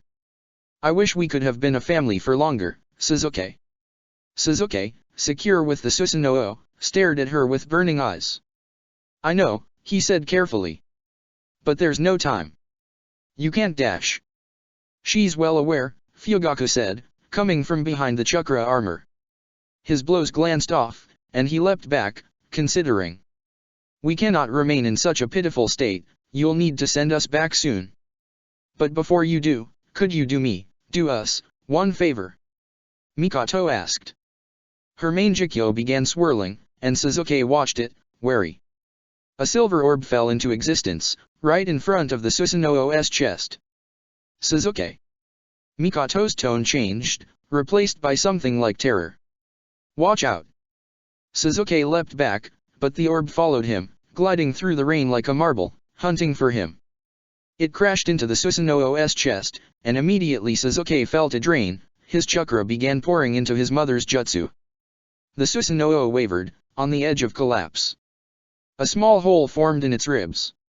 A hole through which Mikoto immediately glared at him, her eyes still whirling angrily. Suzuki glared back, waiting for her jutsu to take a hold of him. The milliseconds seemed like hours. His father's voice came to him from behind. "Katon, Gokakyu no dash." "No." Mikoto yelled. Suzuki flinched, and the world flickered. And was replaced by heat and light. Suzuki spun. The Susanoo was still up, the hole in its chest rapidly filling. It hadn't vanished in the frozen time of his mother's jutsu. There was a wall of fire before him, melting away the concrete it raced over in its eagerness to devour him, reducing the bridge to shattered glass. Suzuki smirked. Even against that. The Susanoo flared, the skin sheathing the floating ribs. It burned his eyes, but the pleasurable sensation of chakra filling them soothed the pain. Let's see just how good this armor is. He should have dodged. He may have made it, with a substitution and a shunshin. But now, with his new eyes, Suzuki felt almost unstoppable. The Susanoo had taken Jugo's fury with barely a scratch. What was a firestorm in comparison to that? His father's jutsu struck him, and rolled right over him. It was a thick wall of fire, meters wide and deep. Suzuki broke a sweat, but the true intensity of the heat didn't touch him. He was insulated within the Guardian. Amazing! He looked around at the storm consuming him. There was nothing out there but dancing fire. Through the purple chakra of his Guardian, the lashing light seemed to dance and contort, beating itself fruitlessly against his protection. The Susanoo was barely straining. So this is the power attack he has. A whisper of a whisper drew his attention. Even through the fire, deafening, like the sound of most violent tide in history, Suzuki could hear muffled words, spoken beyond the storm. It was his father's voice, deep and sorrowful. "Futon!" It shouted. His father was trying to warn him. Suzuki froze. Something inside him instinctually poured more chakra into the armor, an action he didn't fully understand how to accomplish by himself. His father had been noted amongst the clan for two things: his Sharingan's perception, and his affinity for wind jutsu. Jutsu he used to fan his own flames. Stupid. Stupid. He should have dodged. But it was too late now. Suzuki turned inward, pouring more and more chakra into his armor. He could feel himself running dry. Soon, he wouldn't be able to maintain the armor at all. He had to end this as soon as possible. Even if he wanted to spend as much time with his parents as was safe, he was quickly reaching the point of no return. Tatsumaki no Jutsu. Fugaku finished, and then the storm that had become Suzuki's world became an inferno. The Susanoo began melting, and Suzuki grunted in effort, trying to maintain it. The Guardian's skin ran in rivulets down its ribs, and then the ribs themselves became little more than drooping hoops, the purple aura that suffused them fading.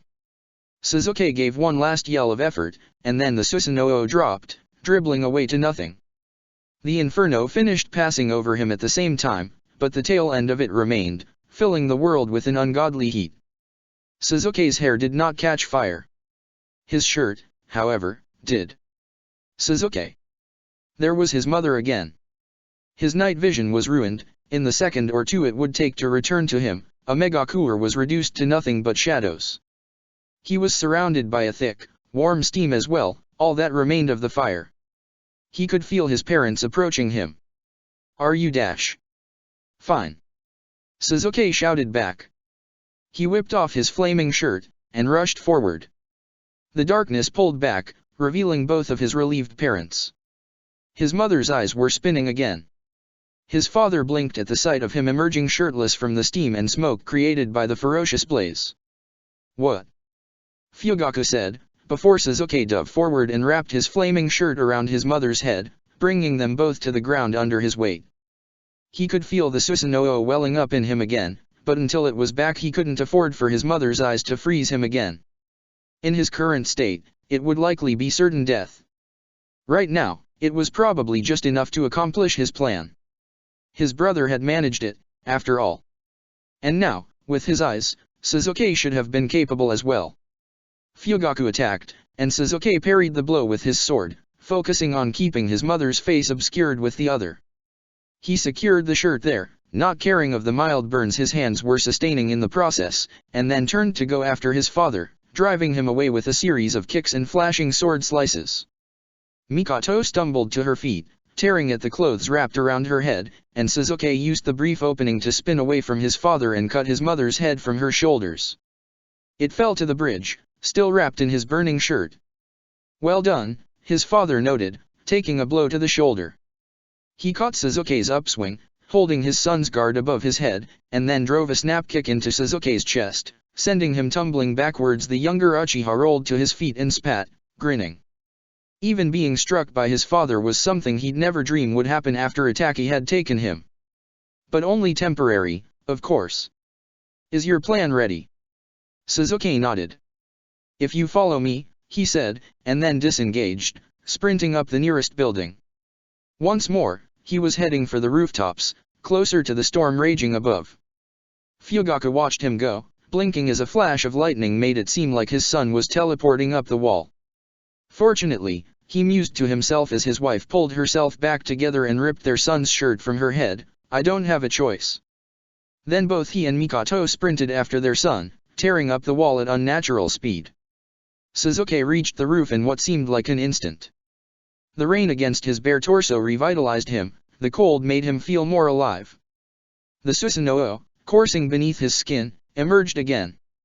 Off in the distance, he heard two sharp cracks, almost like a pair of sonic booms, but ignored it, the sound was inconsequential at the moment.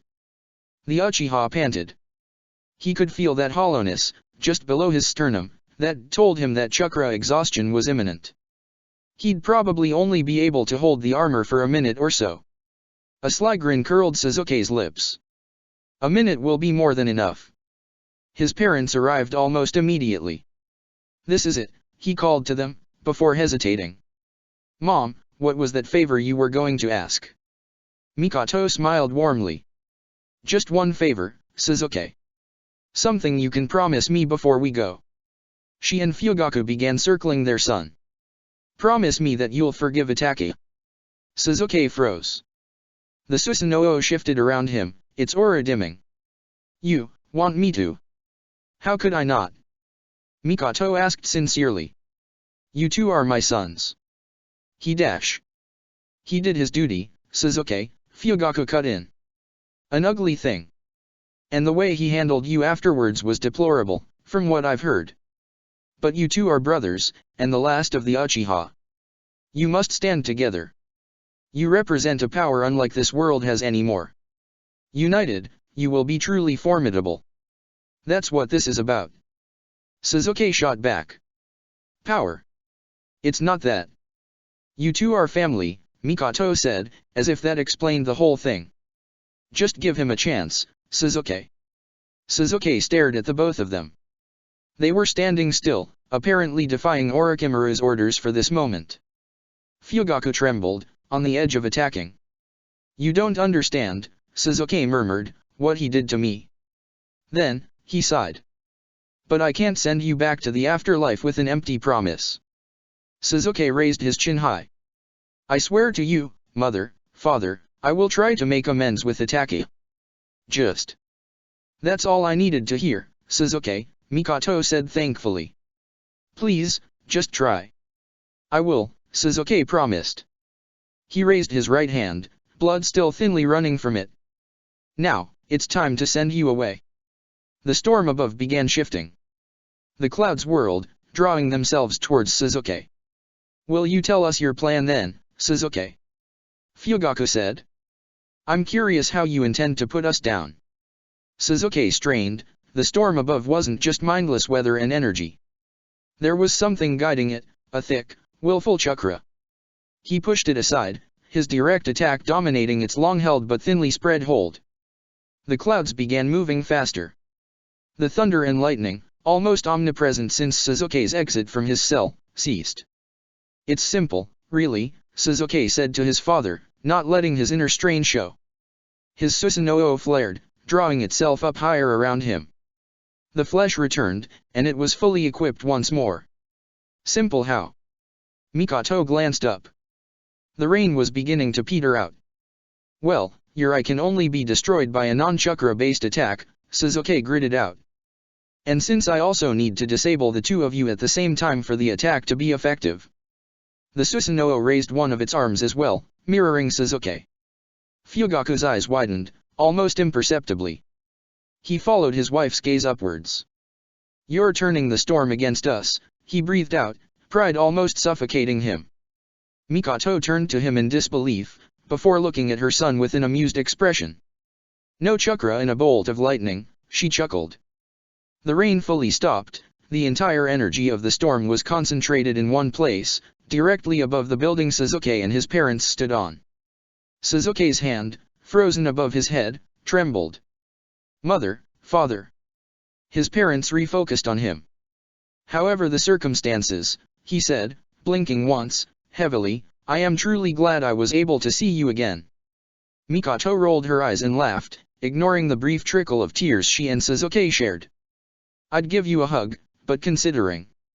She smiled gently. Fugaku's mien relaxed just slightly. We love you, Suzuki. More than anything in the world. Suzuki swallowed. I love you too. The sky crackled with ozone. The time had come. Good luck, Fugaku said, hugging his wife close. Orochimaru's programming reasserted itself a moment later, and both he and Mikoto charged forward, side by side. I'll see you on the other side, Suzuki whispered, before biting his lip and roaring to the sky, his frustration, directionless rage, and undeniable sorrow boiling over. He brought his hand down.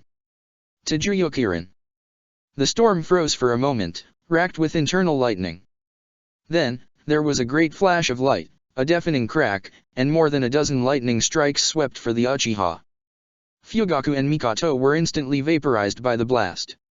Suzuki, secure within the Susanoo, bit his lip hard enough to draw blood as the armor buckled beneath the attack, finally shattering with a keening howl. The building exploded, and Suzuki fell. Such insipid aspirations. Pain flicked a hand out and struck Niji aside, sending the Hyuga skidding across the ground. He stepped forward, towards Naruto. The Jinchuriki was visibly shaking. You came here for a friend, the path said, staring into Naruto's eyes. The blonde was frozen, seemingly catatonic. Another path strode past the two of them, headed for the halved body of Yahiko. And you brought others along. It seems like everything you do is inspired by them. The path that had walked by bent down, and both halves of Yahiko's body vanished, spirited off to be repaired. So I wonder, what will you be if they are taken away? Something red flashed across Naruto's eyes, and his hands, even with holes punched through them, tightened into agonizing fists. You'll never dash. Pain immediately stabbed one of his rods through Naruto's gut, and he sunk to the ground, clutching at the black metal feebly. Cold, thick chakra began filling him. It's no use, Pain informed him. You're exhausted, beaten, bleeding. Your struggle is at an end. He bent down, bringing his face closer to Naruto's. And with my chakra filling you, all you can do is watch. Niji, having struggled to his feet and bleeding even more heavily from his mangled arm, staggered towards both Naruto and Pain. One of the newly arrived Pains moved to intercept him. You didn't come sooner, the Hyuga snarled. The heavily pierced man that had interceded himself between Niji and Naruto cocked his head. Why? Just to make Lee think he had a chance. Pain snorted. Hardly. I can only control 6 paths at once. But your friend put up an interesting fight. I had no idea he could push himself to such lengths. The path stepped closer to Niji. Such a shame he had to go out like he did, though. He died accomplishing his dream, and protecting his team. It was his choice. Niji shouted, standing tall, useless tears escaping down his cheek. His useless arm was almost as pale as his shirt. The other was raised in a ready stance. It was a poor one, then, Pain noted. I believe you're about to make a similar mistake. Niji charged, his fist lighting with chakra. A lion's face roared into existence, snapping angrily, and he swung at Pain. The body danced back, casually watching the Hyuga attack as Naruto struggled with the rod in his stomach. Neji roared, sweeping low, and Pain leapt over the blow, whirling over Neji's head. The Hyuga tracked him, his Byakugan flaring on and off. Neji didn't turn with his opponent. Instead, he spun towards Pain just as the man landed. Kaiten! The Hyuga shouted, and chakra poured out of his body, taking blood from his arm with it and splattering it in a concentric circle around him. Pain hopped back, barely avoiding the sphere of destruction, his face twisting into a frown. Which was when Neji burst from the chakra sphere with an expression of pure rage on his face and sunk the lion fist into Pain's gut, doubling the man over. Pain grunted, blood spurting from his mouth. Impressive, he admitted. Neji snarled, sounding like nothing more than an animal. There were tears freely running from his eyes. The Byakugan was still deactivated.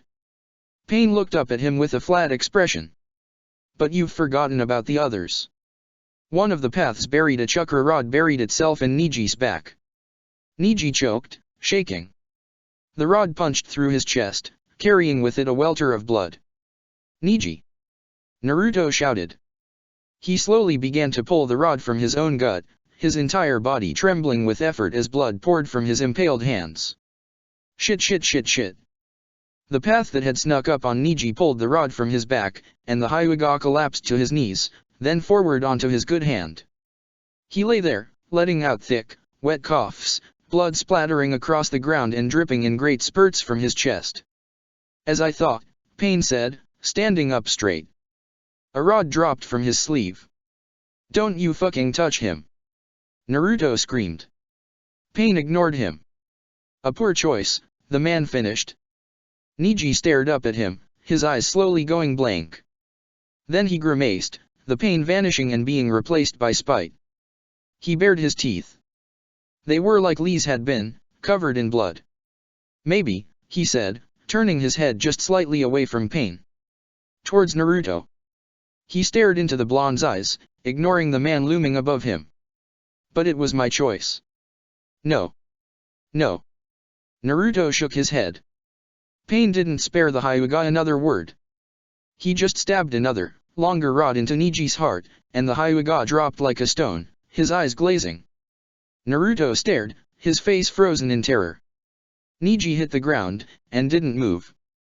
The Deva path emerged from nowhere, fully healed. Yahiko's pale face stared down at Naruto without a hint of pity, his eyes flat. As I said. You can do nothing but watch, as I take them apart one by one, Pain declared, and Naruto looked back to him, his eyes wide, almost animalistic. Something red flickered through them, and Pain raised an eyebrow. You're fucking dead, Naruto snarled. Am I, now? Pain asked with a mocking lilt. He pointedly glanced at Neji and Lee, both lying still on the cold concrete. I think you've mistaken me for someone else. Naruto exploded. Thick red chakra poured off of him, kicking up a gale that pushed away everything around him. Pain's hair blew back, and he crossed his arms, unimpressed, as Naruto raised his head. The blue of his eyes had been replaced by a deep scarlet, and the pupils had become slits.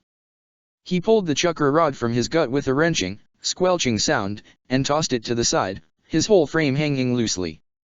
You don't get to take them, he declared.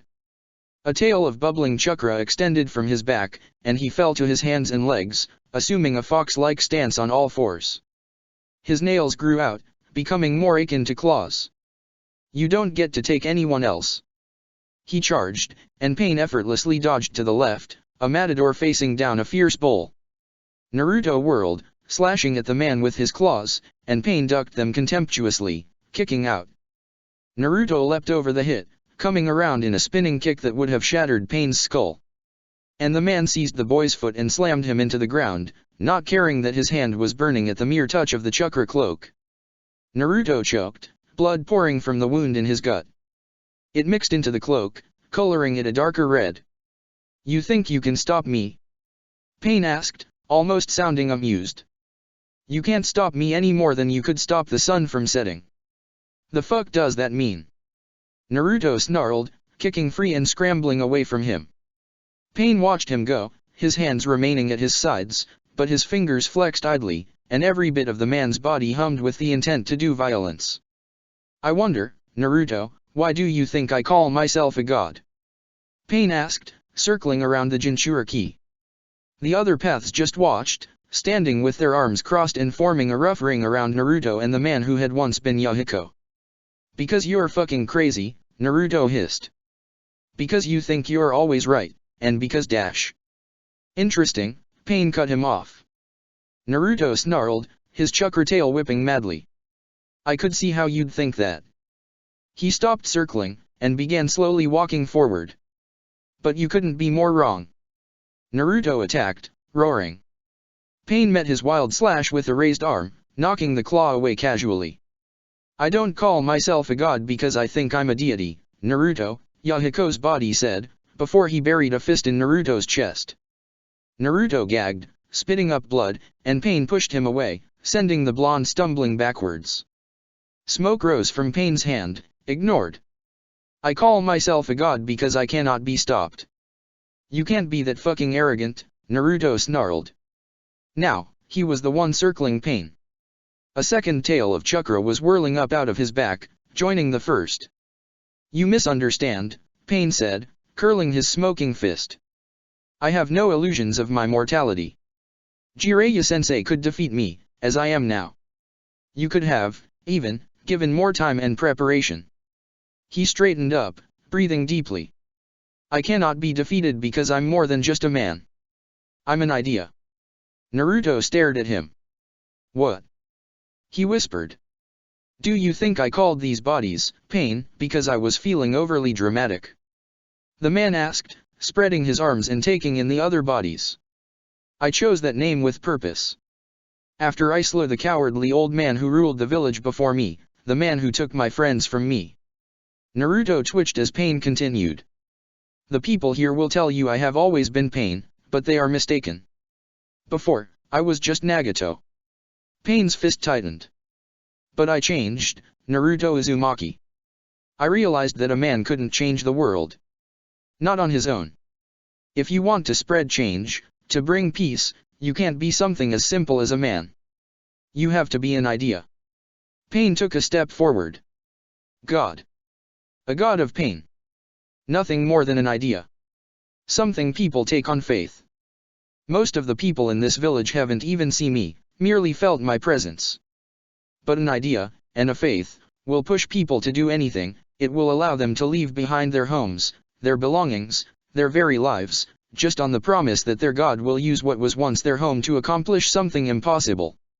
You're not making any sense," Naruto whispered, looking around. Looking at the village Pain had emptied, just to set an arena for the two of them. The Kyuubi's chakra flared, and his eyes flashed. "None. I am a god because I am an idea, Naruto." Pain took another step forward. He was barely a meter away. Every molecule in Naruto's body ached to tear him to pieces, but something kept him from attacking. "And I am the idea that pain is what will bind this world together, that people can only understand each other through that hate and the agony that a shared pain can bring." Pain smiled, the lips of Yahiko's body peeling back. "I am an idea that has already taken root in every citizen of Omegakure. In Konan. And soon enough." He took one last step, into Naruto's reach. "In you." "Never," Naruto snarled. "Are you sure?" Pain asked. "Even when I kill your friends." Naruto stiffened, turning his head. The paths that had formed a rough circle around him and Yahiko had dispersed, slowly moving towards the prone forms of his friends. "You think you won't understand what drove me to become this idea of pain?" The Deva path asked, watching him with crossed arms. "It's not going to happen." "I'm not you!" Naruto shouted. The denial tore up the concrete before him, sending a shockwave straight at Pain. The Rinnegan widened partially before Pain was blown back, executing a perfect backflip and sliding comfortably to his feet. Naruto turned and bolted towards the closest path, the Azura, steadily making its way towards Shikamaru and Koji. The path didn't turn, even as Naruto leapt for its back, a crimson rays non-whirling into his hand. And then, he froze, hanging in the air. Gravity had given up on him. Slowly, he was drawn backwards.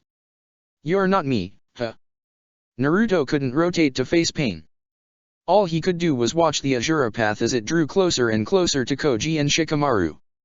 "We'll see, won't we?" Pain said. The Azura Path stopped over Koji, reaching down.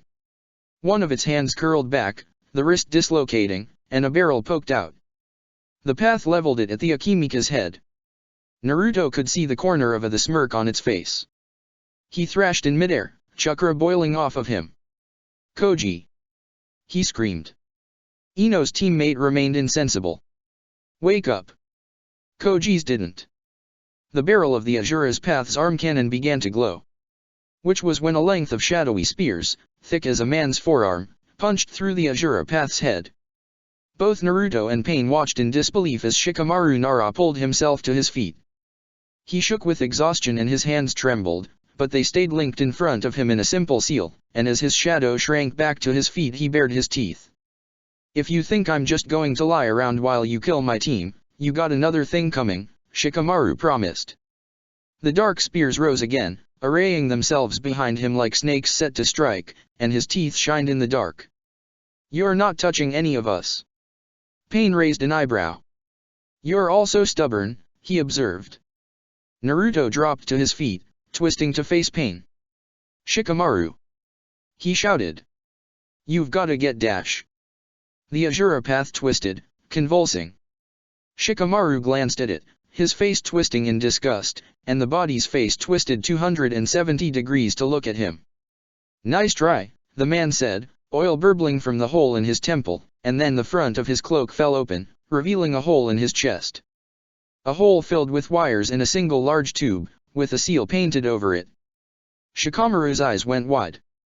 Naruto barely saw what happened next. The Nara's shadows lashed out, wrapping around Koji's foot.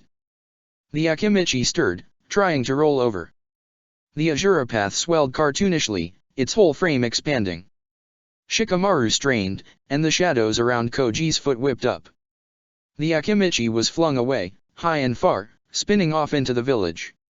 One of the paths watched him go with mild interest, while the rest focused on the Nara.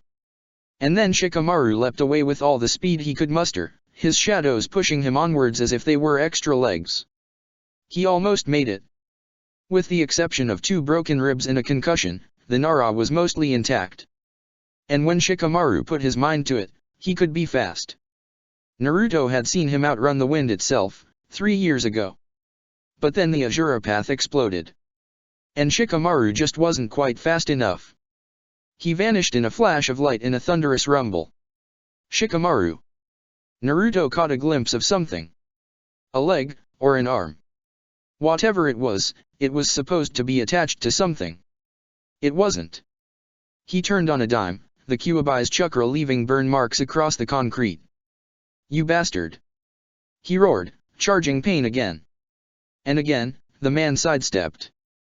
He slid around the enraged Jinchuriki, striking him in the back of the head as he passed. Naruto stumbled to his knees. The third tail was just now emerging. Jiraiya's seal, recently re-strengthened, was finally unraveling with ludicrous speed, and it was taking with it what little sense Naruto had left. Shadow clones, summoning, the Raisin Shuriken. Naruto didn't give any of them the barest hint of a thought. All he wanted to do was tear the man who was tormenting him into as many tiny pieces as he could. "Look, Naruto," Pain said almost conversationally. The blonde raised his head, panting. "These bodies are the mortal weapons of my will," Pain said, staring him in the eyes. "They are sent out when I require someone to die." The Rinnegan flashed, looking at something over Naruto's shoulder, and the Jinchuriki spun. And that Nara was not the last. Sai was being lifted into the air by the only female path present. The woman watched him with cold interest as the artist's eyes fluttered open. Naruto broke into a sprint, tearing up the concrete under him. "What?" the root operative had time to say before the woman drew a rod and stabbed him through the chest. He threw up a gout of blood, and the path tossed him away, leaving him to bleed out on the cold floor. "No." The path turned towards the sound, and was struck by a scarlet streak that bowled her backwards, leaving behind a snarl of intestines and a forlorn hand. Naruto tore the woman to shreds, leaving her little more than a bloody stain on the ground, and then bent over Sai, shouting his name. Idiot! Sai coughed blood into Naruto's face, mixing it with Naruto's own in the rapidly expanding chakra cloak. Don't worry about me. Naruto looked back, and found the Deva Path lifting the last living member of Team Guy into the air. He'd drawn her to himself with his gravity jutsu. Nagato! He shouted, pulling away from Sai. Nagato, stop! Tenten hung limply in Pain's hand, her hair thick with red. The head wound she'd sustained trying to stop herself from being torn away by the Shinra Tensei was still bleeding freely. Pain drew another rod, and smiled.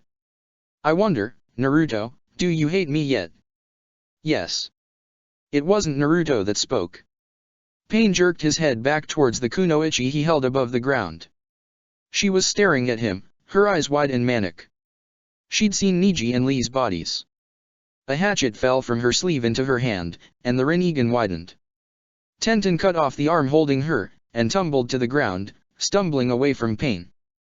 The rest of the paths turned towards her, observing her curiously. Pain himself cocked his head, looking down at his detached limb.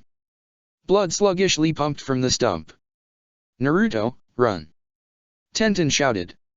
She winced, blood running down her face, and pulled a tanto from her other sleeve. Naruto made a sobbing noise, moving away from Sai. I can't dash. He gasped. Tenten shot him a look, taking her eyes off of Pain for a moment. Moron! She hissed. Do you want to make Lee's dash? Pain's chakra conductor made a thick, bloody sound as it punched through Tenten's chest. The man had moved so fast Naruto had barely seen the motion. Tenten looked down, blinking, then back over her shoulder. You son of a bitch, she hissed in the path's face, before slumping, the color draining from her. Pain stepped back, pulling the black metal with him, and Tenten crumpled. Naruto watched her hit the ground with a blank expression. Then he ran right at Pain, howling like he had been the one stabbed, the sound echoing through Omegakure's streets. The speed of his passage rolled Sai over, and the boy choked on his own blood. Thick waves of chakra blew off of him, rattling the air and blowing up furious winds. Pain watched Naruto come at him with shining eyes. You see? Pain said, even as Naruto tried to take his head off. He slipped back, just out of reach, and kicked Naruto's hands up, laying him open for a roundhouse to the chest. His missing arm had already stopped bleeding, the stump coagulated. You understand now, Kyuubi. Pain drawled, as Naruto spun back towards him, his movements feral. Pain and fear, they both lead to hate. And hate is the only real way people can understand each other in this sorry world. Do you feel it, in your blood? That urge to murder me? Can't you see how I would turn that towards freeing the world from the villages keeping it stuck in an endless cycle of dash? Shut up! Naruto thundered, blitzing Pain.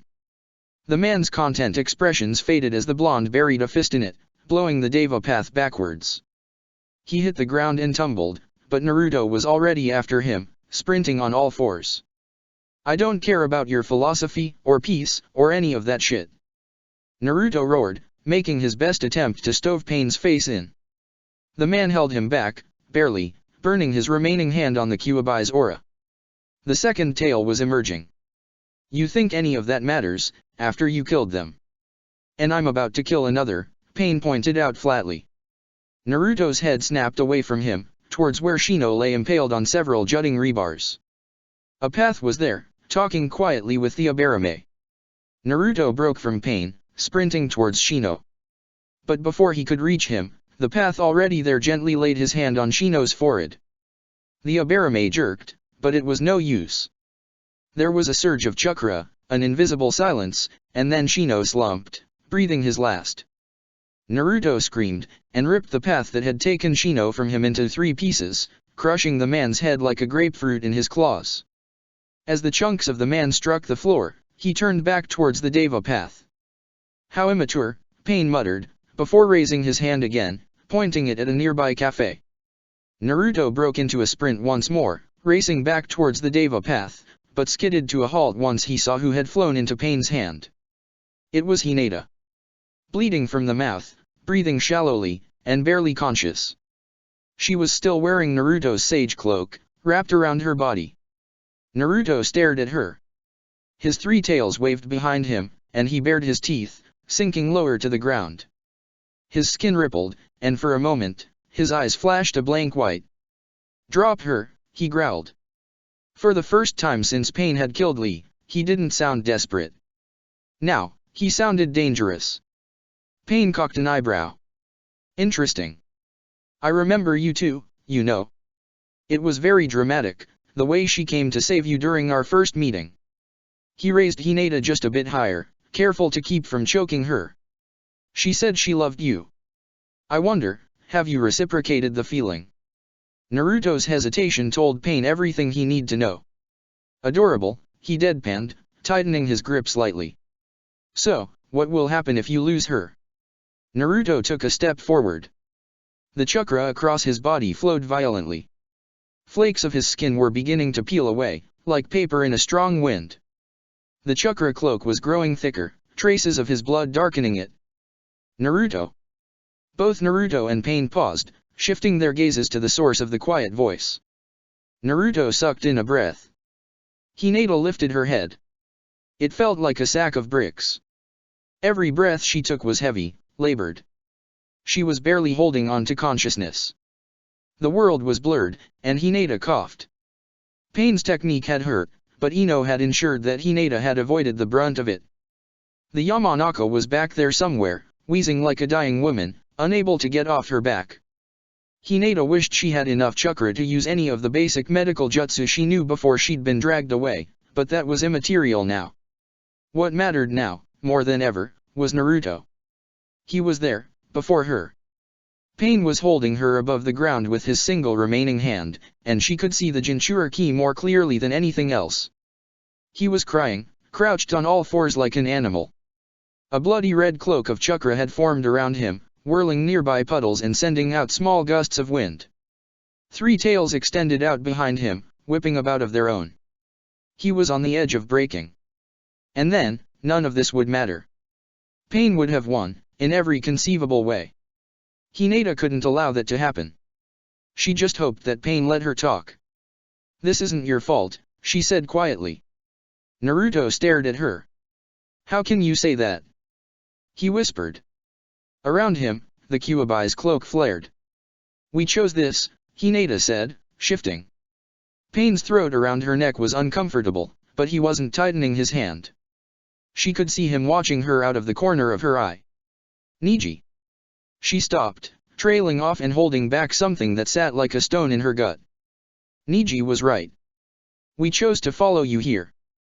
You can't take responsibility for that. You can't. You can't." She trailed off, coughing. Hinata dash. Naruto took a step forward, and Pain tightened his grip. Hinata choked, and Naruto stopped, his face twisting in fury, revealing his elongated fangs. Pain loosed his grip after a moment. Hinata glanced at him, and he stared back, his eyes blank. Evidently, he was curious what she had to say. "Listen to me, Naruto," she said, looking back to the blonde. "This is the most important thing I'm ever going to tell you." She let out a shuddering breath. "You can't give up here. No matter what happens to us." Hinata bit her lip, all too aware of the hands around her neck. "All of us." She looked around, at the crumpled bodies of Tenten and Sai, still steadily bleeding, at what remained of Shikamaru, and finally, at the distant, crucified form of Shino. She started crying, tears leaking from her blank eyes. "We were your friends. We didn't follow you here because you wanted us to. We followed you here because we wanted you." She sniffed, giving up her composure. "Needed you to be safe." Hinata took a deep breath, before piercing Naruto, still crouched on all fours, with a rock-steady glare.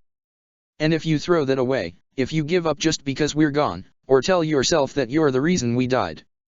Hinata cried hollowly, before finding her voice. Her back straightened, and her shuddering breathing evened out. She shouted, her voice utter conviction. "I will not forgive you."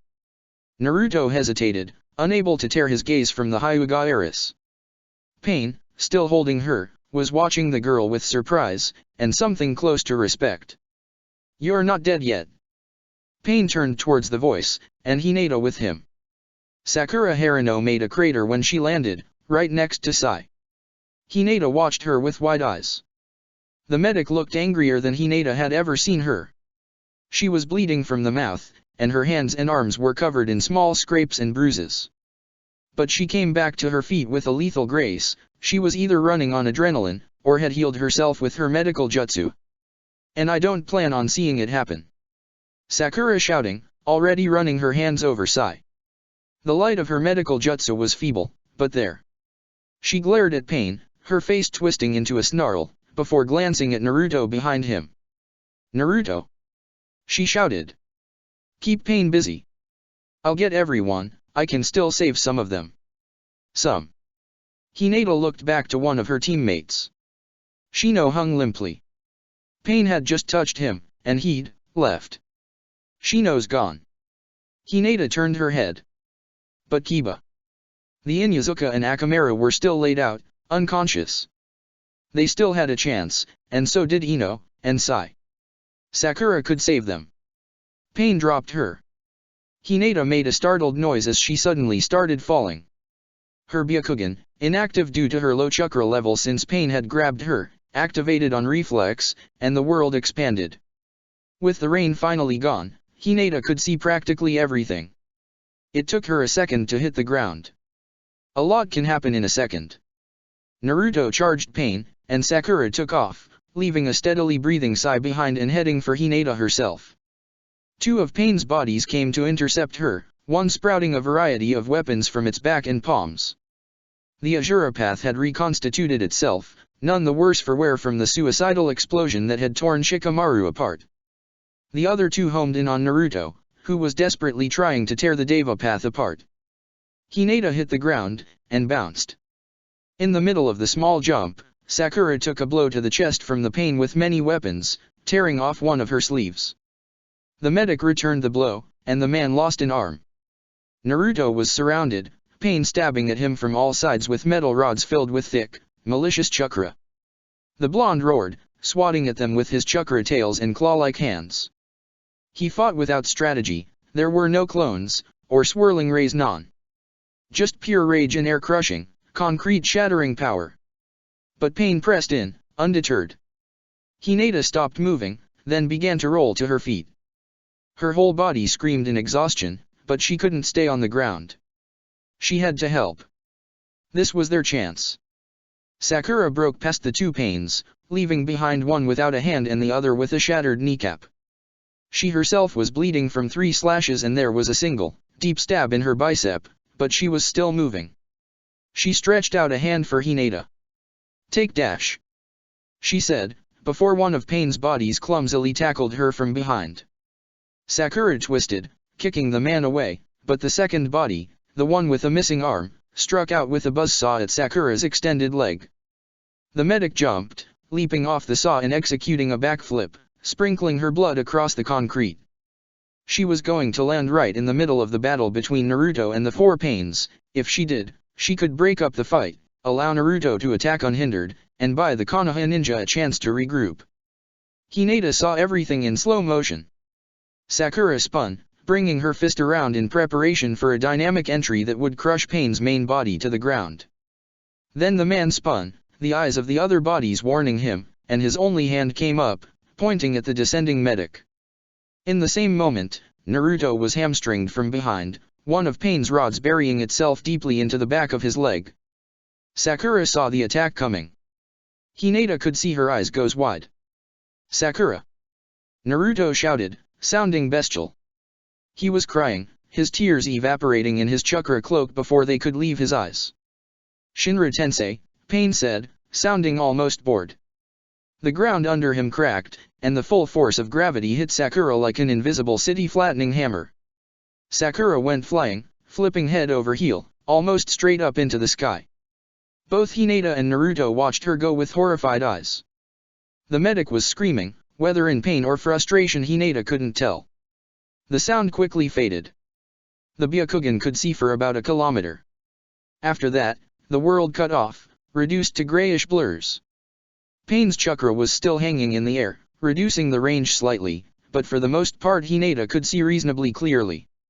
Sakura, thrown by Pain's jutsu, passed beyond her range in about 4 seconds. The medic disappeared into a Megakura's clear sky, lost to the moonless night, and neither Hinata nor Naruto could find any glimpse of her. Both Hinata and Naruto looked away from the Tsunade's vanished student, and back at the man who had thrown her. Pain didn't speak. He just surged forward, attacking Naruto again. The Jinchuriki leapt to meet him, snarling, and then stumbled. Pain's rod was still buried in the back of his leg. Another one of the rods slammed into his shoulder, knocking him to the side with a spurt of blood. He crashed onto the other shoulder, grunting. His chakra cloak left burn scars on the concrete. He rolled, turning over, as Hinata broke into a run towards him and other Pains. She could feel chakra rolling through her arms again. Juken was viable again. She had barely enough chakra for several attacks, but she might be able to buy Naruto an opportunity. Naruto finished turning over. He tried to leap to his feet, but the rod in his leg still slowed him. He lashed out with one hand, but one of Pain's bodies hurled a rod, and the black metal punched through Naruto's hand, knocking it back and throwing him further off balance. Pain charged in, one of his dark rods held before him like a spear. Hinata blinked, mid-sprint. She could see one of Pain's other bodies watching her, but ignored it. That was it. If Pain landed that blow, he would win. She could see in perfect clarity the exact area Pain was targeting. The rod would stab through Naruto's lower sternum, avoiding the heart and puncturing one lung before striking one of his lower thoracic vertebrae. Hinata had no doubt that with Pain's fearsome strength, the attack would punch right through the bone. And that would be the end of it. Naruto would be crippled, unable to move anything below the neck, but alive. Pain would take him away, and drain him of the Kyuubi. And then, countless people would die. All the friends Hinata had left would die. Her family would die. She couldn't reach. She could break the man's neck with a Juken strike, but his momentum would carry the rod into Naruto's spine anyway. She didn't have enough chakra for the Hakakyusho, even if she were able to do it reliably.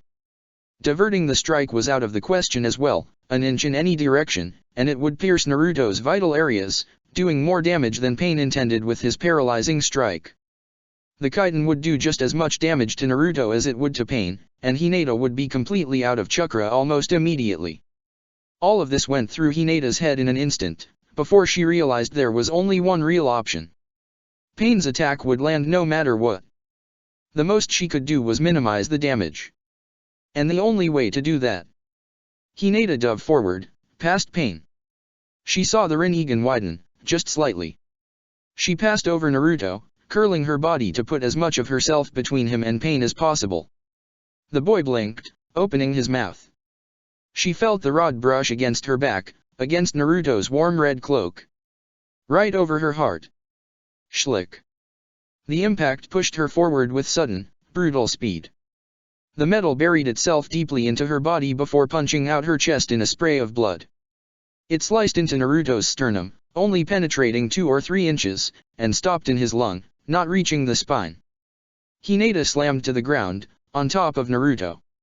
It didn't hurt. Not at all. The world was going gray already, the only color in it was the blonde in his hair and the blue of his eyes. Blue. The awful red chakra had vanished. It had burned her for a moment, and now it was gone. Suddenly, inexplicably, Naruto's eyes were blue again. They looked utterly horrified. Hinata took a breath, blood dripping heavily from her mouth. Naruto. The word sounded less like his name, and nothing like a question. At least I get to see his eyes. Hinata.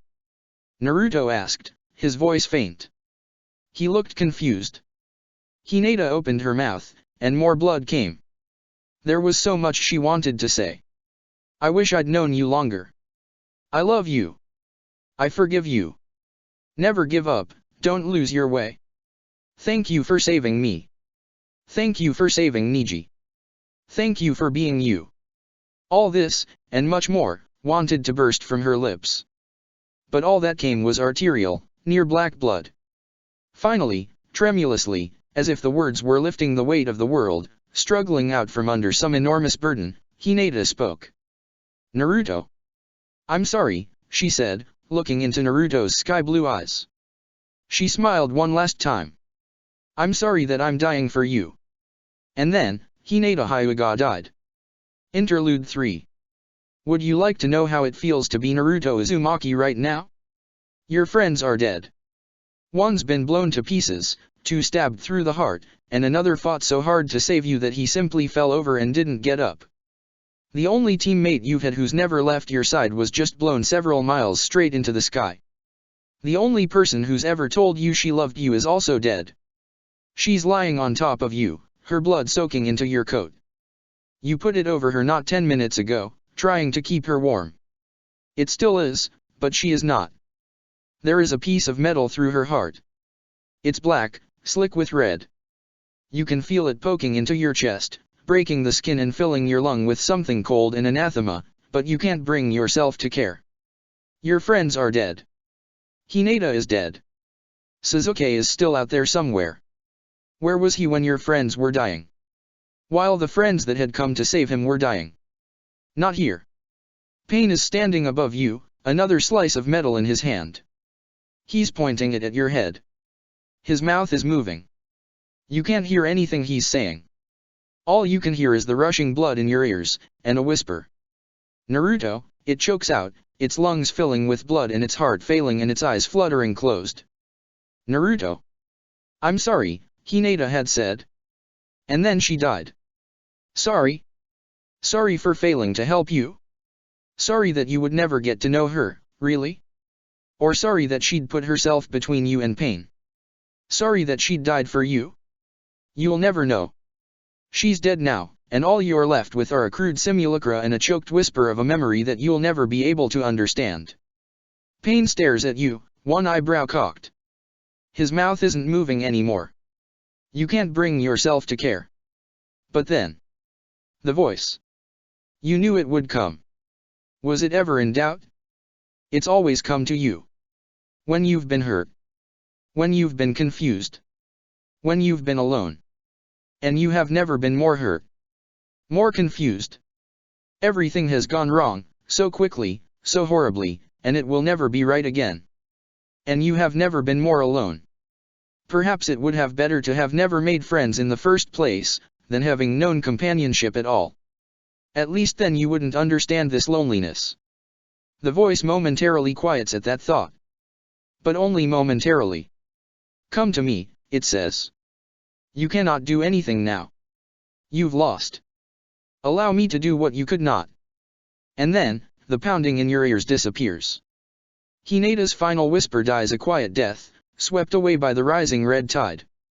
A tide that bubbles up from your stomach, rushing through your body. Scalds your lungs. Burns your mouth. But once more, you can't bring yourself to care. Everything is numb, the burning barely registers as a tingle. Now, you can hear pain's voice, that echoing pride, that has killed your friends just to prove a point.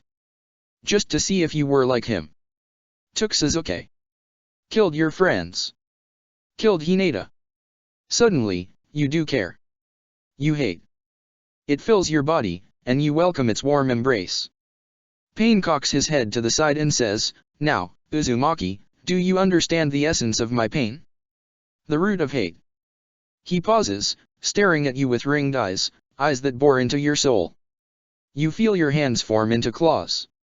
You want to rip them out and eat them. Surrender the Kyuubi to me. You can no longer resist. But he's wrong. There's something you can do. You can resist, one final act of spite. Even if all of your friends are dead, even if you're crippled, even if there's nothing else you can do. The one thing you can do is open your soul and pour your hatred out. You want the Kyuubi so much, Nagato. You hear yourself say calmly. The body above you rears back, sensing something wrong. You grin, looking like a rabid, bleeding animal. Your canines have extended, cutting into your lip. Your skin is beginning to boil away again. The world is going red.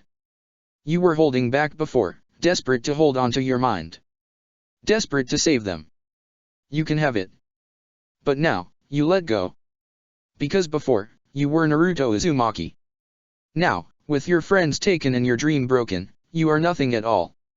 Not Sick Chapter 22. The Seal. Finally, Pain whispered, taking in Naruto's convulsing form.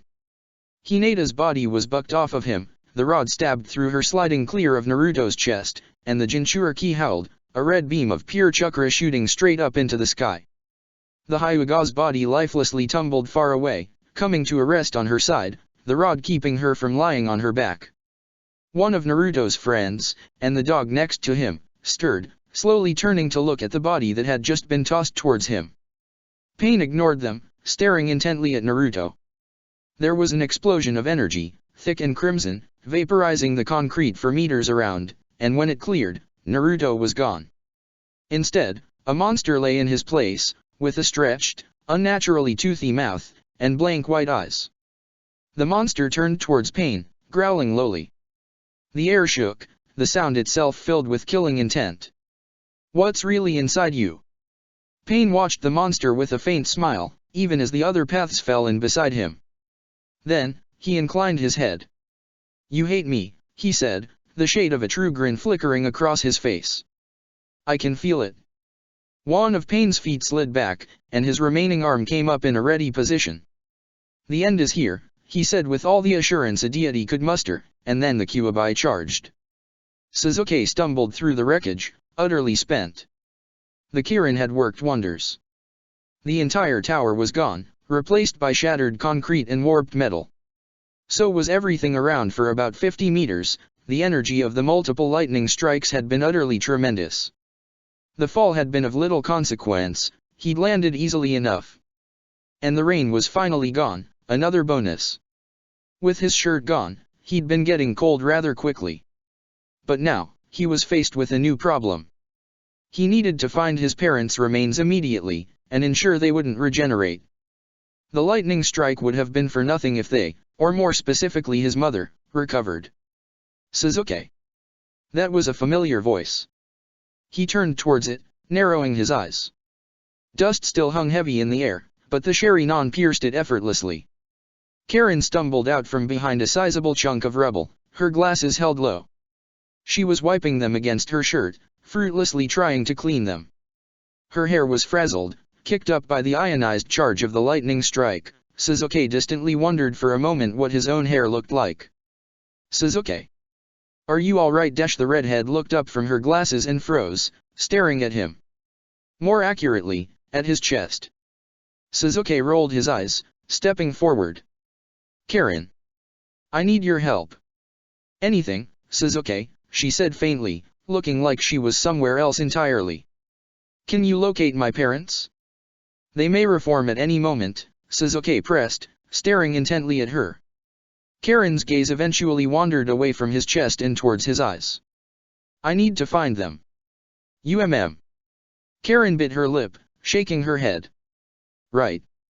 They're not very concentrated yet, but... She turned in place, closing her eyes. Over there. Most of their chakra is over there, and it's growing stronger by the second. Show me. Quickly, Sasuke urged, and Karen nodded, leaping forward through the rubble. Sasuke followed after her, careful not to slip on anything along the way. He was tired enough that a misstep was a real possibility. Karen came to a stop not 10 seconds later, and Sasuke skidded to a halt beside her, looking around. His Sharingan twisted, the starburst shuriken emerging again, and he looked towards the sensor. There, she pointed, extending a finger and pointedly looking away from him.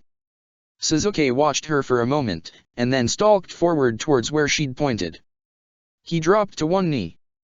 There, stirring in the rubble of the tower's destruction, was a small pile of ash and parchment.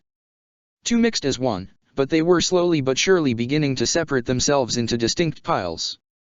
The regeneration was more sluggish than it had been before, perhaps the Kirin had disrupted the technique. Sasuke stared at the shifting ash. All that was left of his parents, heaped here in the rubble of a fallen tower in a deserted village, soaking up fetid rainwater. Something rose up in him, and he choked it back. He was out of time. No more could be said to them. All he had left was their last request. Forgive him, Sasuke. I'll try. I swear it, he whispered to the ashes. He felt Karen make a movement behind him, shifting at the subtle sound. It was over. His eyes twisted again, one last bit of chakra dredged up from deep within him, bringing a distinct tingling feeling. A drop of blood dribbled from the left, making a new red path. The old ones had been washed away by the rain. Amaterasu. The ash piles caught fire, black flames pouring over them. A jutsu that could burn for 7 days and 7 nights, so it went. By the time it was quenched, Sasuke would be long gone from the village, and Orochimaru would hopefully have ended his hold over his parents. If he hadn't, Sasuke would deal with them again. The Uchiha stumbled back, wiping some blood away from under his eye. That had been the last of his chakra. He was running on nothing but willpower and fumes now. And he wasn't done. Naruto was still out there, fighting pain. With his parents disabled, Sasuke could finally go and help him. He turned. He could deal with the uncomfortable sensation running down his spine at the sight of the burning ashes later. "Where are you going?" Karen asked. Sasuke glanced at her. "To help a friend," he said quietly. Karen umphed. "Not like that, you aren't," she declared, rolling up one of her sleeves and holding out her arm. It was puckered, marked with countless teeth. "Take it." "I don't," Sasuke protested. Karen shoved her arm in his face. "I said, take it," she snarled, baring her teeth. Sasuke noted with a little amusement it was the first time she'd ever tried to really intimidate him, and she wasn't doing a poor job of it. "No way am I letting you run off at anything less than full strength." He glared at her for a moment, before relenting and nodding. Karen gave a satisfied look, and then raised her arm to his mouth. Sasuke bit down. The feeling of Karen's chakra revitalizing him was incredible. Sasuke's chakra system jumped, suddenly practically throbbing with energy. Across his body, tiny scrapes and bruises he hadn't even realized were there healed with unreal speed. The slash across his hand closed with a steaming hiss, a burn on his shoulder scrunched itself out of existence, the skin unwrinkling and the irritating stinging vanishing with it. Karen moaned as Sasuke pulled back, almost sounding like she was in pain. The Uchiha sighed, working out kinks in dozens of muscles that had suddenly relaxed. "Thank you, Karen," he muttered as the girl recovered. "I needed that." "No problem," the redhead gasped, shaking her arm out. The bleeding Sasuke's bite had caused was already clotting. Sasuke turned back towards the burning ash piles one last time, his Sharingan taking them in. Karen watched his back with worry. He was staring intensely, a frown fixed on his face. "Sasuke, do you dash?" Karen's murmur was cut off even as it began. She started screaming. The sound cut through the Uchiha's concentration, and he turned his head from the twin ash piles, snapping towards the redhead. "Karen?" he asked, moving towards her. His expression was actually twisted into something that approximated concern. He reached out towards her, tapping her shoulder. Karen stumbled back, screaming again. Her hands came up, clutching at her head, and she fell to her knees, trembling. Sasuke watched her, his mouth going dry. He'd never seen her react like this. "Karen." This time, he wasn't asking. This was a demand. "What is it? What's wrong?" He bent down, grabbing her shoulders. Karen choked, gagging on nothing. She looked like she was barely holding back on vomiting. There was a flare in his peripheral vision, and Sasuke jerked his head towards it. There was a crimson beacon, pouring straight up into the sky, about 3 kilometers away, the source hidden by the skyline of the village. It lit the sparse clouds a baleful red, and filled a Megakure with a dull crimson light. Sasuke stared at the light for a moment, and then slowly turned back to Karen. She looked up into the spiraling stars of his Sharingan. "Sasuke," she heaved, her eyes watering. Sasuke could hear her throat closing up, her voice petering off into nothing. He changed his grip to her forearm, trying to stabilize her, and Karen took a shuddering breath, her entire body shaking as if in the grip of a deadly fever. "It's... what? Eyes? That?" Sasuke demanded. His hand tightened. "It's the Kyuubi," Karen gasped. The fox kicked pain through a building. There was barely any warning. The monster that had once been Naruto Uzumaki fought, appropriately, like an animal. Mindlessly, striking without strategy or intent beyond ripping Pain to shreds. Normally, the man would be beating the beast. But today, the animal was just plain stronger. Faster, as well. By the time Pain pulled himself from what had once been a bar, the Kyuubi was already there, bearing down on him with murderous intent so thick the air itself felt heavy. The Preta path tackled it before it could reach, bearing the beast to the ground under its weight, and draining away the crimson cloak wherever it touched. The Kyuubi shrieked and spun, slapping at the path with its tails. Normally, it would have just been a battering blow, but one of the bone spurs sprouting from one of the 5 tails took the Preta in the chest, shattering its ribcage and coring the body. The Kyuubi shook its tail carelessly, and the Preta path sailed away, trailing blood until it crashed to the ground and lifelessly tumbled to a stop. Pain watched with just the tiniest bit of concern. Only 5 tails, and the Kyuubi was already giving him a bit of trouble. Just a bit. The animal couldn't hope to stand up to his Shinra Tensei. And here in his village, the seat of his power, the paths of Pain were incredibly efficient. Running out of chakra was improbable. If it came to a battle of attrition, Pain would certainly win. But still. The Kyuubi came at him again, and Pain raised his hand. Shinra Tensei. The beast froze, its chakra aura rippling around it. It slid back across the ground for a moment, before stopping. Pain strained. Impossible. It was resisting his jutsu. Utterly inconceivable. The Kyuubi glared at him, snarling loudly. Its blank white eyes held nothing but hatred, and a sick kind of hunger. Pain shouted, pouring all his passion into the attack, and the Kyuubi was lifted from the ground, yelping in frustration. It sped backwards so fast the Rinnegan couldn't track it, reducing yet more buildings of a Megacour's entertainment sector to so much rubble. Pain panted, his lone arm lowering, slack. The Kyuubi roared, and the man shook himself, straightening up. He watched as the beast tore itself from tons of rubble, swatting aside the concrete like it was nothing. Several of his summons went to intercept it, and it treated them much the same as the concrete. A 5-story elephant was torn in two as Pain watched thoughtfully, seeing the summon's death through its eyes. A 6th tail had emerged. The Kyuubi's body, twitching and red, was completely overlaid with its skeleton now, half physical ribs, spine, and limbs floating just above it, connected by thick strings of orange chakra. A canine skull fell over the monster's face, like a helm. The bone white contrasted dramatically with the red. Any water for dozens of meters around the Kyuubi was instantly vaporized by the heat it was giving off. If Yahiko had been alive, he would have instantly gotten a mild sunburn. Pain frowned. If this keeps up, things could get interesting. Oh my god, Koji whispered. Kiba glanced at him, placing Sai as gently as he could on the ground, propped up against a wall. The pale boy spat up another clot of blood with a wet hacking sound, and Kiba winced. How's Ino? He asked, standing up. He'd done all he could to stop Sai's bleeding. They'd only had a minute or so since Naruto had transformed and pushed Pain back farther into the village, but Kiba had spent it as well as he could. He'd woken up to find Naruto replaced by a monster, Pain in a fighting retreat, and Kiba's hands balled into fists, and he closed his eyes, grinding his fangs.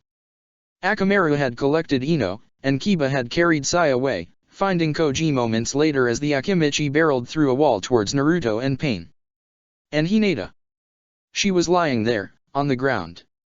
Kiba hadn't been able to remove the rod Pain had driven through her heart. Shino was right next to her, holes punched through his shoulder and gut, but unlike Hinata he didn't have any obvious fatal injuries. It was like he'd just stopped breathing. They'd brought Team Guy with them as well. But there hadn't been enough left of Shikamaru to carry back. Koji wouldn't stop crying. Kiba wished he would shut up. The Inuzuka looked up into the starless sky, feeling something cold and angry ball up inside him. He felt like the emptiness above him was a mirror. He felt like he should have been raging. Been crying, like Koji. Bawling his heart out. Been doing his best to do something. But he just felt empty. Empty as the sky. Maybe he'd start crying later. Kiba hoped so. Maybe he'd break the concrete at his feet with his fists, hunt down everyone Pain had ever known and tear out their throats with his teeth. Maybe he'd find Pain's main body himself. Oh God! He'd have to tell Kurane that they were dead. She'd lost Asuma, and then more than half her team. He was useless, useless. Just taking a nap while they'd needed him, letting Pain take them. What would his mom say? Hinata was dead, along with Shino. They'd failed. And now Naruto was nothing more than a monster, chasing after Pain and leaving them behind. What a joke. Kiba shook his head hard enough for his vision to blur, and then spun to Koji, repeating his question more forcibly. Koji. How's Ino? She's better, Koji said slowly, shaking his head. She's barely bleeding anymore. Her lungs still messed up, but...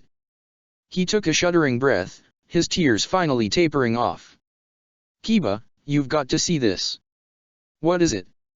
His hand settled on Akamaru's head as he limped forward to stand next to Koji, and his partner whimpered, nuzzling at his side. Kiba closed his eyes. Everything hurt, his whole body felt like it had been turned inside out, and with Sakura gone, that wouldn't be changing anytime soon. And he was in the best shape of anyone left. Koji, what is it? It's Naruto, the Akimichi breathed out. Kiba reached Koji, and saw what he had. Oh shit. The Kyuubi was firing chakra lasers. That was unexpected. Pain grimaced and struck out, wrapping himself in gravity's harsh protection. The crimson beam glanced off his arm and shot away at a 70-degree angle, effortlessly cutting through a nearby tower's right side. The structure began to sag, leaning away from Pain as it began its inevitable descent. Just another destroyed building. He could rebuild them after this thing was sealed. All of them, and more. But sealing the monster in the first place. Pain had drawn the Kyuubi farther from the center of the village. Here, in the midst of the residential sector, the buildings were shorter, and tightly packed together.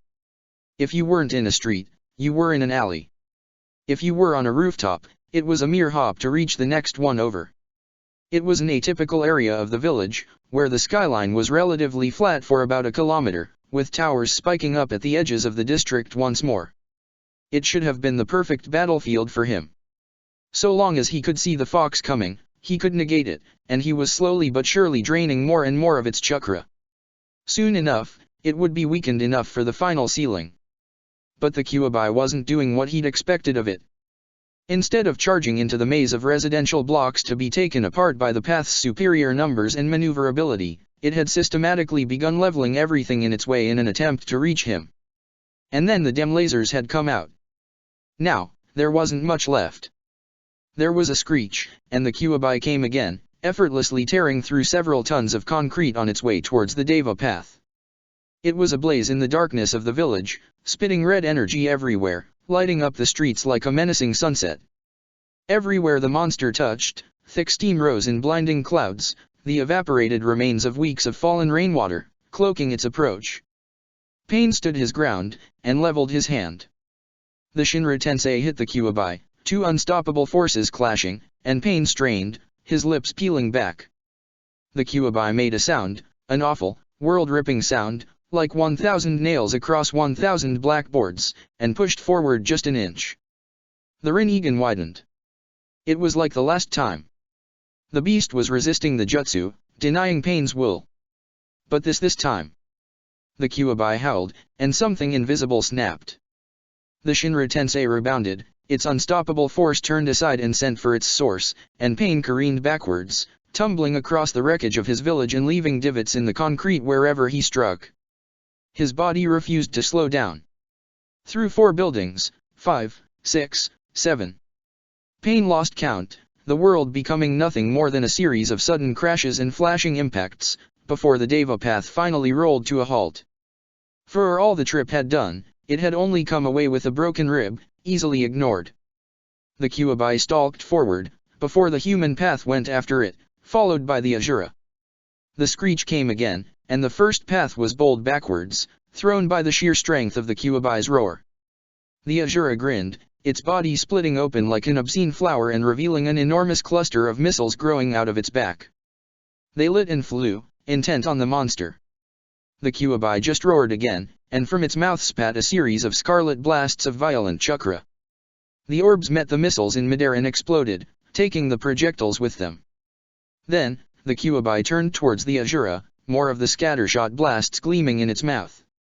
It spat, but instead of the mechanical path being blown away, the Preta leapt in front of it from a nearby rooftop, and the scattershot Baijuyu blasts were absorbed, their destructive energy rendered harmless.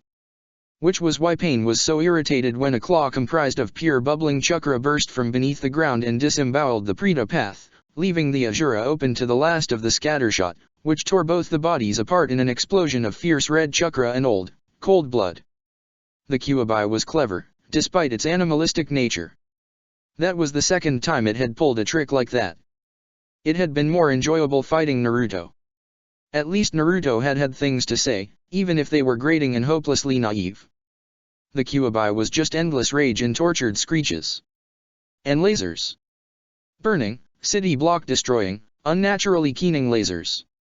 Another of which was coming right at him. Pain used the same technique he had before, sheathing himself in gravity. But unlike before, he did his best to aim the reflected attack, sending the beam of malicious chakra right back at the Kyuubi. The laser bit into the shoulder of the Kyuubi's skeleton, still floating above the flayed puppet that Naruto's physical body had become, and the monster screamed, instantly cutting the attack and breaking into a run towards the Deva path. It ripped apart 3 summons that tried to intercept it on the way there, tearing a monstrous bird from the sky with more scattershot, tangling itself in an enormous bear's guts, and decapitating a chameleon. Then it was upon him, trailing blood and who knew what else, its blank white eyes still unerringly wide and thirsting for his death. This time, Pain didn't use the Shinra Tensei. He just kicked it in the face instead. He broke off 2 of the monster's snaggle teeth, eliciting another scream. The Kyuubi lashed out with a rending claw, and Pain rolled over it, ignoring his burning skin. He landed another spinning kick on the monster's face in the middle of the roll, removing more of its teeth. Which was when a chakra claw burst from its chest, seized his leg, and slammed Pain into the ground hard enough that everything 10 meters around jumped a foot or 2 into the air. Pain smiled. Now. All 5 of the other paths of Pain struck from the sky like the fist of God, driving black rods into the Kyuubi's spine and limbs, smashing it to the ground with a screech and creating a wide crater. The monster squirmed as the Preta and human path set to it, drawing its energy out. The Deva path rolled away. They'd leapt from nearby skyscrapers, fresh bodies added to the fight. Pain had given up on reviving fallen paths, the Kyuubi was too fierce and left too little, and it cost less chakra to simply divert his energy to one of his backup bodies. Now, he had 24 left. More than enough. The Kyuubi roared, and Pain straightened up, watching it with interest. His chakra was filling it, pumped in through the rods buried in it. And with the Preta path drawing its chakra away in spades while the human path weakened it, it couldn't resist much. More hands sprouted from the Kyuubi's back, along with an additional tail, ribbed in bloody bone. Pain blinked. In the time it took his eyes to slide back open, the Kyuubi tore the rods from itself and stabbed them deeply into the Preta path and human path's Rinnegan, utterly destroying them. The remaining rod was slashed through the path's throats, and then the Kyuubi pulled, decapitating them both in a welter of blood. Then it turned and hurled each of the heads, now little more than bloody pincushions, at the nearest paths. The animal path took one of the heads to the chest and staggered back, the Preta's face firmly pinned over his heart. The Naraka attempted to strike the projectile out of the way, but the human path's head was moving too fast for even Pain to track effectively. The deflection missed, just sending the head spinning on a new course, and the rods stuck themselves in the path's upper arm, before the head continued onward, and took a chunk of the path's arm with it. Then the Kyuubi moved, and the animal path was suddenly little more than paste, a wide arc of blood splattering out behind him as everything above the waist disintegrated before the fox's rage. All this in the time it took Pain to raise his hand. The Kyuubi turned towards him. Bare muscles had joined the bones wreathing it, falling over the floating skeleton. It was starting to look like a nightmarish anatomy lesson, various layers pulled back to reveal the red horror underneath. The concrete under its feet cracked, and boiling steam was still constantly rising around it, colored crimson by the monster's aura. The Devapath took a step back while the Asura charged in, its arms transforming into an endless series of blades, chains, and energy weapons. I have to use it, Konan. Now. In the village? Are you sure? It's not slowing down. I thought it would have tired by now, but it's just growing angrier. Nagato. Don't worry. I have a plan. The Asura path lasted about 2 seconds before the seven-tailed Kyuubi reduced it to spare parts. Those 2 seconds were all the time Pain needed. He brought his hands together, looking like he was muttering a prayer. One of his hands drew back in a fist, an unlight radiating from between the loosely closed fingers. Then he charged. The Kyuubi saw him coming, and sent its tails after him with a snarl. Pain danced between them, drawing closer. Grasping hands erupted from beneath the ground, and he vaulted over them, steadily making his way to the beast. A bout of scattershot burst from the Kyuubi's mouth, and Pain leapt clear through the blast. The dodge didn't slow the man down. He reached the Kyuubi, and the beast reared back to slam its entire body down on top of him and crush Pain beneath its boiling weight. Pain thrust his closed fist upward, driving it into the Kyuubi's chest. Then, he opened his hand, revealing the tiny orb of nothing there. It drew even the light into it, appearing as a small void in the darkness of Omegakure's streets. The orb flew up out of his hand, and it pushed the Kyuubi in the sky, carrying the monster with it. The thing screeched, shaking the air, and lashed around with its claws and tails, but it couldn't escape the orb, and was steadily drawn ever higher. Pain watched it go with just a hint of grim satisfaction. Then, he raised his hand, pointing it at the orb and the Kyuubi, both rapidly growing small in the distance. And he made a fist and said, quite clearly, in a voice that demanded obedience. Chibaku Tensei. There was a pregnant silence.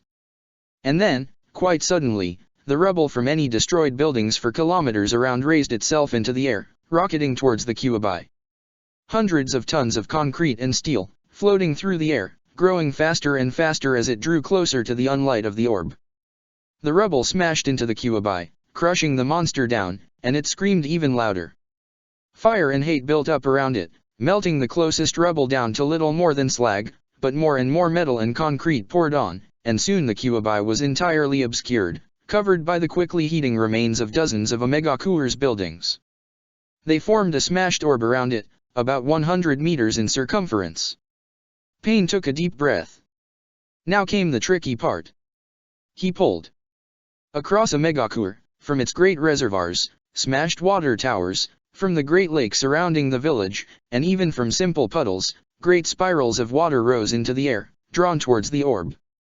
They wormed through the sky like hungry roots, drawing closer and closer to the Chibaku Tensei. Then, with a speed that seemed infinitely slow due to the distance, they began to wrap around the orb, wreathing it in clear, utterly flawless water. Within 10 seconds, the sphere had doubled in size. Then tripled. Then quadrupled. Pain pushed, and the water pressed in, compressing to a ludicrous degree. More spirals swept up to feed the orb, and it continued to grow in size. Pain could feel the Kyuubi, deep within, being crushed under the utterly unreal pressure of the hundreds of thousands of tons of liquid pressing in on the rubble already encasing it. Pain tightened his fist, grunting with effort, and added another 100,000 tons just to be safe. Nagato panted, blood slipping from his nose and mouth. There, he choked, sounding like a man who'd just run a marathon or two and then fallen down a long flight of stairs. That should do it. Konan looked out the window, taking in the product of Nagato's will. It was an enormous silvery sphere, almost 1,000 meters in diameter, composed of rippling, almost flawless water. If she looked closely, she could see just the barest hint of the core of concrete and steel in the center, containing the Kyuubi. It hovered over the village like a divine pearl, in complete defiance of gravity, held up solely by Nagato's will. It's huge, she said, entranced. Did it really need to be so? The Kyuubi was moving to 8 tails, Nagato explained, trying to straighten up and even out his breathing. He was failing at both. I had to use as much to contain it as possible, any less might have been too weak. And now? Konan asked with concern. Nagato smirked, ignoring the blood still trickling from his nose. There's no way it will escape. Outside, everything was pain and pressure. Naruto resembled a crushed sodakin more than a person. He was wreathed in chakra that had boiled away his skin and was working on his muscles. The press of the rubble and water had reduced several of his bones to little more than paste, and it was all crushing in closer every moment. But inside, it was quiet. Naruto was drowning. Somewhat literally, in that his head was submerged in copper, foul-smelling water that gleamed in the low light of the sewer prison, but mostly in loathing. His own loathing, and the loathing of the looming darkness behind the towering bars before him. Pathetic. Naruto raised his head from the water. The filthy stuff ran from his hair over his glazed eyes. The blue remained untouched, for now, but the pupil's black had been replaced by crimson. It stared out, a red pinprick, steadily expanding, in a blue sea. You came here just to save one person, and an Uchiha besides. The Kyuubi snorted, shifting its paws and laying one over the other. It laid its enormous head down on them, the only thing clearly visible behind the bars. The rest of its body was cloaked in shadows. Its slit pupil eyes glared out, filled with mocking amusement. And in return, you lost everyone who cared about you, it sniffed. Not everyone, Naruto offered in monotone, rising to his feet. The water lapped at his ankles. I still have Kakashi-sensei. Jiraiya. Sasuke is somewhere out there. The Kyuubi chuckled, baring teeth the size of Naruto. You never fail to amuse me, Naruto, it laughed. Do you really think they'll take you back? After what you've done? Naruto blankly stared at it. The last trace of blue in his eyes was wiped away, replaced by the Kyuubi's scarlet. His jacket tore open, and the seal on his gut was revealed. The ink looked like it was writhing. You killed everyone, the fox laughed. All the time thinking you were saving them. And now, you can't even hurt the man who took them. Naruto took a shuffling step forward, towards the cage. The Kyuubi watched him come with a frightful smile. Slowly, the seal on Naruto's stomach was melting, the intricate spirals becoming nothing more than a gaping, pitch-black hole in his gut. You're still weak, the fox growled. You can't do anything, can you, Naruto? All you can do is get people killed. All I can do. Naruto muttered. A single tear ran from his crimson eyes, quickly forgotten. The hole in his gut began to spill ink, coloring the fetid water around him. That Hyuga girl, the Kyuubi pressed. Naruto had nearly reached the cage, his shuffling that of a sleepwalker. The water around his feet rolled, ripples dancing away from him. They carried the ink that poured from his gut with them, slowly shifting the color of the rest of the water just as black. She trusted you so much. She wanted to spend the rest of her life with you. I could feel it. And all that gave her was a quick death. Naruto's hands balled into fists. Pain, he said, shaking violently. The water began to quake, the whole prison trembling. A bit of stone fell from the ceiling, and the bars vibrated. He looked up at the Kyuubi. I can't kill him, he said. Tears were leaking from his eyes freely. I'm not strong enough. He took them. I can't. I can't. You can't, the Kyuubi said softly. I can. It rose to its full height, whipping its tails about behind it, casting a shadow darker than the dark over Naruto, and stared down at him, its eyes gleaming and its teeth shining in the not light. Naruto took one last step forward, and suddenly, the shaking throughout the prison stopped. The water stilled, the ripples dying away. It was entirely black now. The abyss surrounded Naruto on all sides, with the only light lying in the gleaming red eyes of the Kyuubi. I can do what you cannot, the nine-tailed fox said as Naruto stared up at it. I can avenge your friends, I can make pain pay for what he did to you. And all you need to do, Naruto, is remove the seal. Naruto's gaze drifted down, away from the Kyuubi. To the scrap of paper adorning the centerpiece of the great gate keeping him and the beast separated, with a single kanji adorning it. Such a tiny thing. Tiny and fragile, yet it held back something like the fox. Naruto's hand reached forward, almost of its own accord. He watched it go with a detached interest. If he tore that seal off, he would die. Without a doubt. But so would pain. And right now, what was Naruto worth compared to that? His fingers slid behind the paper, and he pulled. The seal began to tear away from the bars, slowly, like it was resisting him. One strong tug, and Pain would die. A hand dropped onto Naruto's shoulder, and he stiffened, his fingers freezing. The seal remained where it was. Naruto. A voice. A voice he didn't know. It was male, and strong, it spoke his name like an old friend would, but Naruto had never heard the man before in his life. And the way the voice's hand clutched his shoulder was unlike anything Naruto had ever felt. It was warm. The hand fit him. Naruto turned, not letting go of the seal, and found himself staring into the face of the Yondaime Hokage. He let go of the seal. His arms dropped to his sides, and the red receded from his eyes. What? Hey. The dead Hokage smiled, like Naruto was the best thing he'd seen in his life. He was his own light in the abyss of the sewer, his hair just as blonde as Naruto's own. What are you doing, Naruto? The Yondaime Hokage, dead for 16 years, the man who had sealed the Kyuubi inside of him, asked Naruto Uzumaki what he was doing. Naruto shook his head, blinking. The ink had stopped pouring from his gut. His eyes were blue again, the pupils no longer slit. What am I doing? The teen echoed back, his arms limp at his sides. What are you doing? He asked, unable to comprehend what he was seeing. You're dead. Yup, Minato Namikaze carelessly admitted. But, what? Naruto murmured, stepping back. The Kyuubi watched him go, growling lowly. Yondaime Hokage, it rumbled, lowering its head to glare at the man. You would follow me even here? The Yondaime turned his head just slightly towards the monster, looking over Naruto's shoulder. Apparently, he said flatly. The Kyuubi snorted. Why don't you follow me a bit closer, then? It said, its malice pouring through the bars of its cage. Perhaps within reach of my teeth. I'll stay over here, if that's all right with you, Minato said with a bare, mocking grin. Naruto just stared between the man and the monster, having an unpleasant conversation in his head. What? He said, his voice a husk of itself. What's happening? You tripped the safeguard, Minato explained with a calm smile. Safeguard? Naruto whispered. I worked it into the seal, the Yondaime said, maintaining his content smile. He hadn't removed his hand from Naruto's shoulder.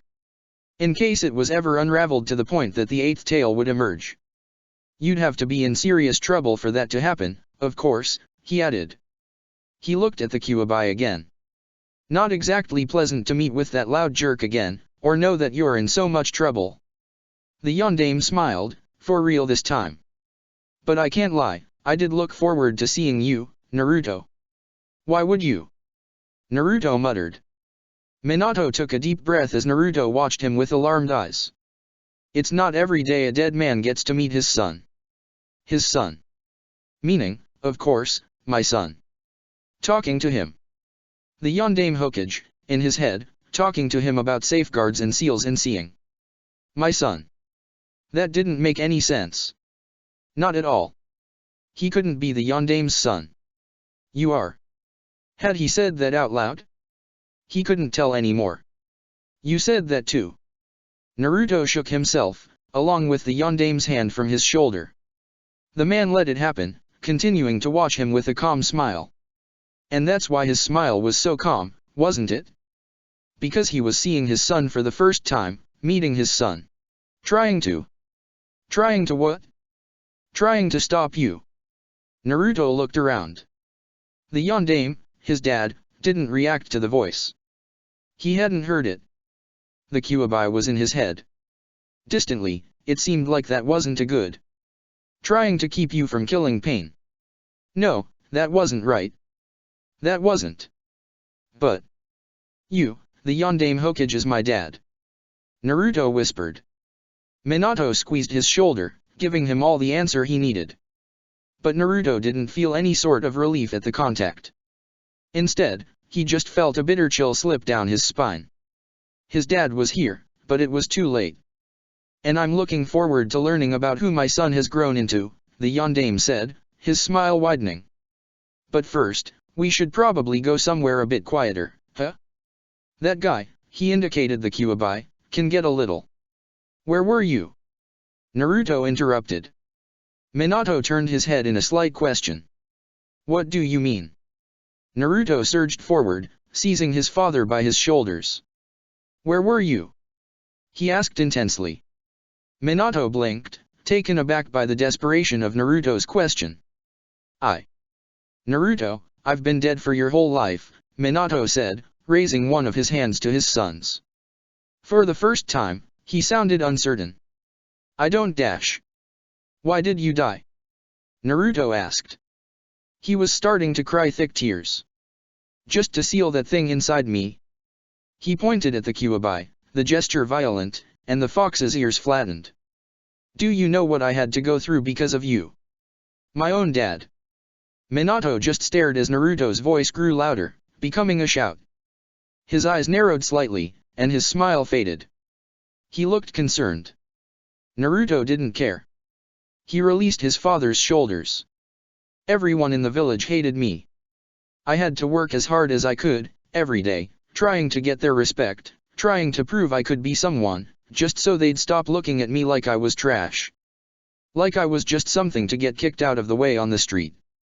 But it didn't matter what I did. They just kept watching me with those eyes, and all because they thought I was a monster.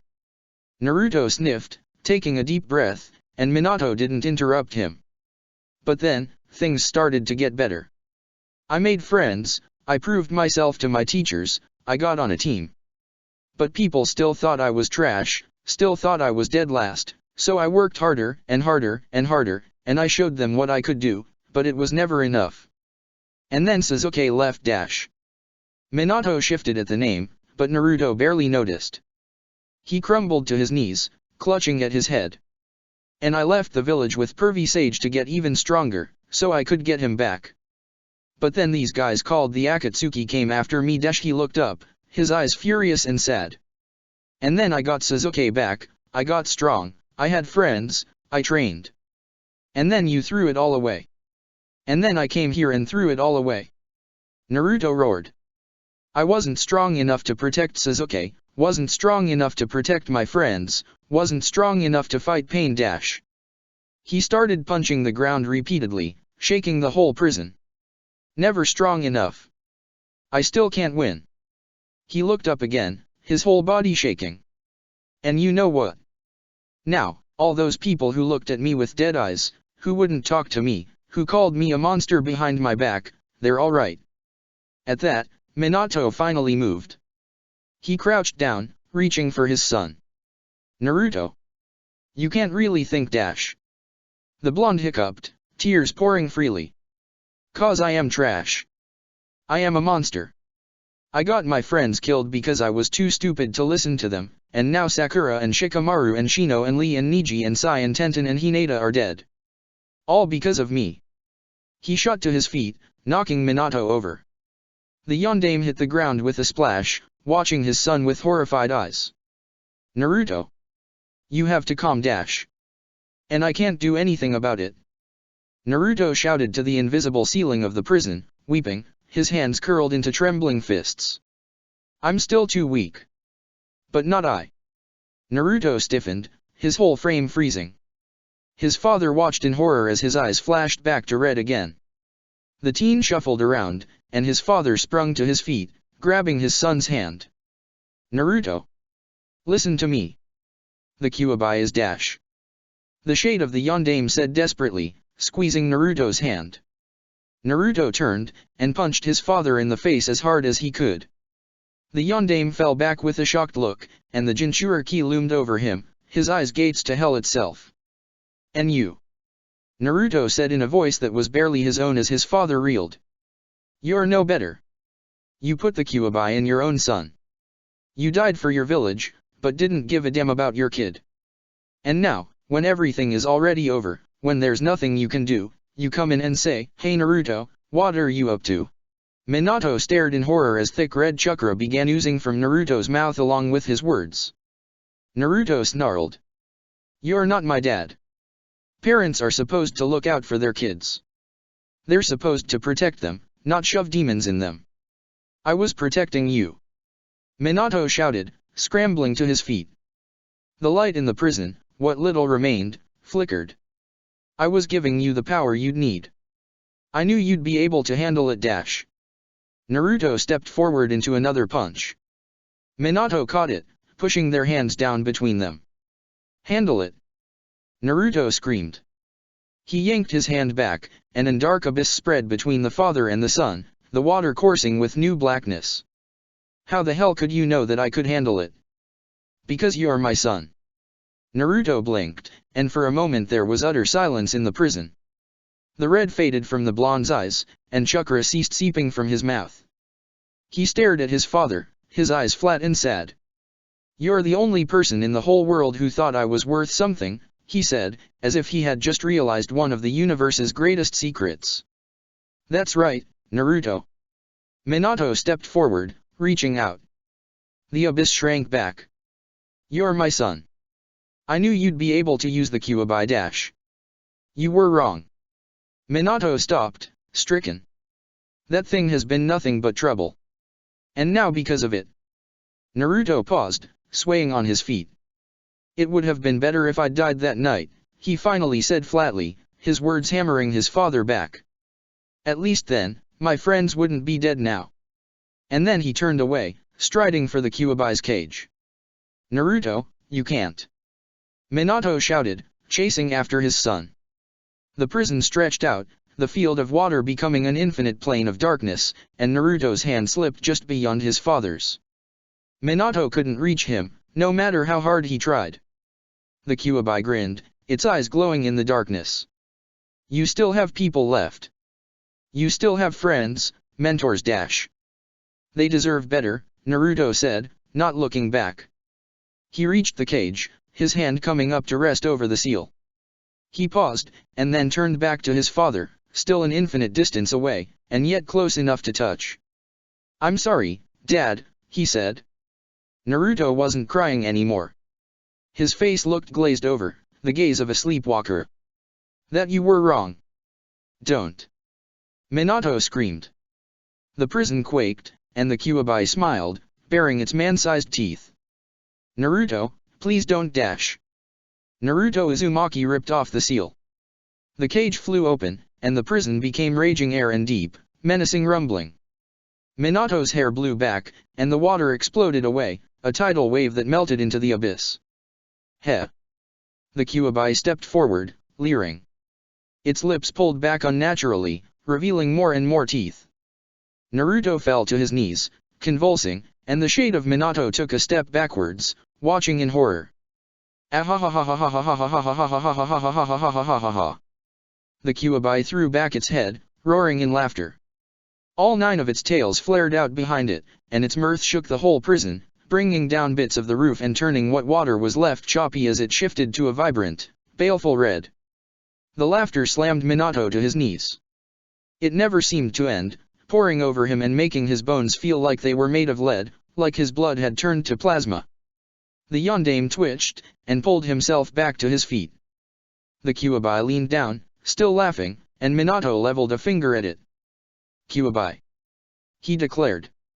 If you touch my son, you will not be forgiven. The monster glared at him with a single red eye, its smile still stretching, taking up more than half its face. But Hokage-sama, it said, turning the title into a slur. You gave him to me. It would be rude not to accept a gift. Then it opened its mouth, and as Minato watched, unable to do anything but scream in fury, it swallowed Naruto whole. The Kyuubi reared back up, and Minato's son was gone. The both of you, just useless, the monster sneered, striding forward. The full extent of its monstrous bulk was gradually revealed, nearly 200 meters of malevolent fox slinking out of the darkness. You could have wrestled me, little fool. All you had to do was overpower your son, but you were unable to. You let me get too much of a hold. And now? Minato just stared, trying not to sink back to his knees. He'd failed. Completely and utterly. Naruto was gone, the village had lost the Kyuubi, and now the Byakuya stood over him, the only victor. All he could manage as a shade was watch his achievements in life crumble around him. Though even useless, you're still a hassle, the Kyuubi observed. You can't hope to reseal me now, but your presence is keeping me from assuming complete control. The fox frowned. That moron won't be gone until you are. The Kyuubi raised one of its monstrous claws, drawing a shadow over Minato. But that's easy to fix, the Baijuyo growled. Then, the claw struck for Minato with blinding speed. The Yondaime dodged, leaping out of the way, but the beast's tail swept around, and he was forced to leap high to avoid him. Which was when the Kyuubi's other hand came around, its claws set on his chest. Minato watched it grimly. His hand came back, an eerie blue swirl forming in the darkness of the collapsing seal. He couldn't dodge now, the only way to stop the claw would be to meet it with his own attack. The fatal blow stopped barely a foot from his chest, and Minato fell, landing safely. The Kyuubi didn't press the attack. The Yondaime looked up without comprehension, maintaining the oversized Raiznon in his right hand. The Kyuubi's arm was wrapped in gleaming golden chains, with fearsome spikes buried in its flesh. The fox snarled, unable to move its arm even an inch, and then opened its mouth in a frustrated roar. You? And then, Minato heard a voice he'd never thought he'd be lucky enough to hear again. Me, you jackass. Wretched woman. Release me. I'll tear you apart. Minato turned his head, and started as a familiar hand settled on his shoulder. The Raiznon faded. You're here too. He breathed. You put me in here, numbskull. The woman sounded like she was on the razor edge of rage and amusement. Heh. Minato rubbed the back of his head. That must have been after I got inserted. I didn't know. Very considerate of you, giving us a chance to be together like this. The hand squeezed his shoulder. Where's Naruto? Minato flinched, and then indicated the Kyuubi. In it. The air froze, and the grip on his shoulder became very painful. Can we get him out? Minato narrowed his eyes. His chakra is still present. And? He looked around, taking in the cracked, quaking prison. The seal is still somewhat intact. So long as we keep the Kyuubi here, within the seal. He won't die, Kushina said distantly, like a hypothermic batting at a life raft. She looked around. But it's already breaking down. There was a pause, to which Minato had nothing to offer. It was true. The Shinigami's seal was breaking down, even if they kept the Kyuubi within its shattered remains, it would eventually collapse on its own. Then the beast would be truly free, and Naruto would be as good as dead. All they could do was borrow time. He heard a slow breath, and then a deep, unladylike laugh. The prison trembled, the water kicking itself up into a frenzy, and for just a moment, the Ninetales looked worried. Well then. Guess we got no choice but to try, right? Kushina Uzumaki stepped forward to stand beside her husband, the golden chains sprouting from her back still snaring the Kyuubi.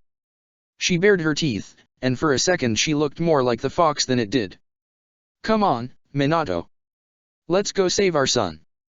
Check the description for the links to the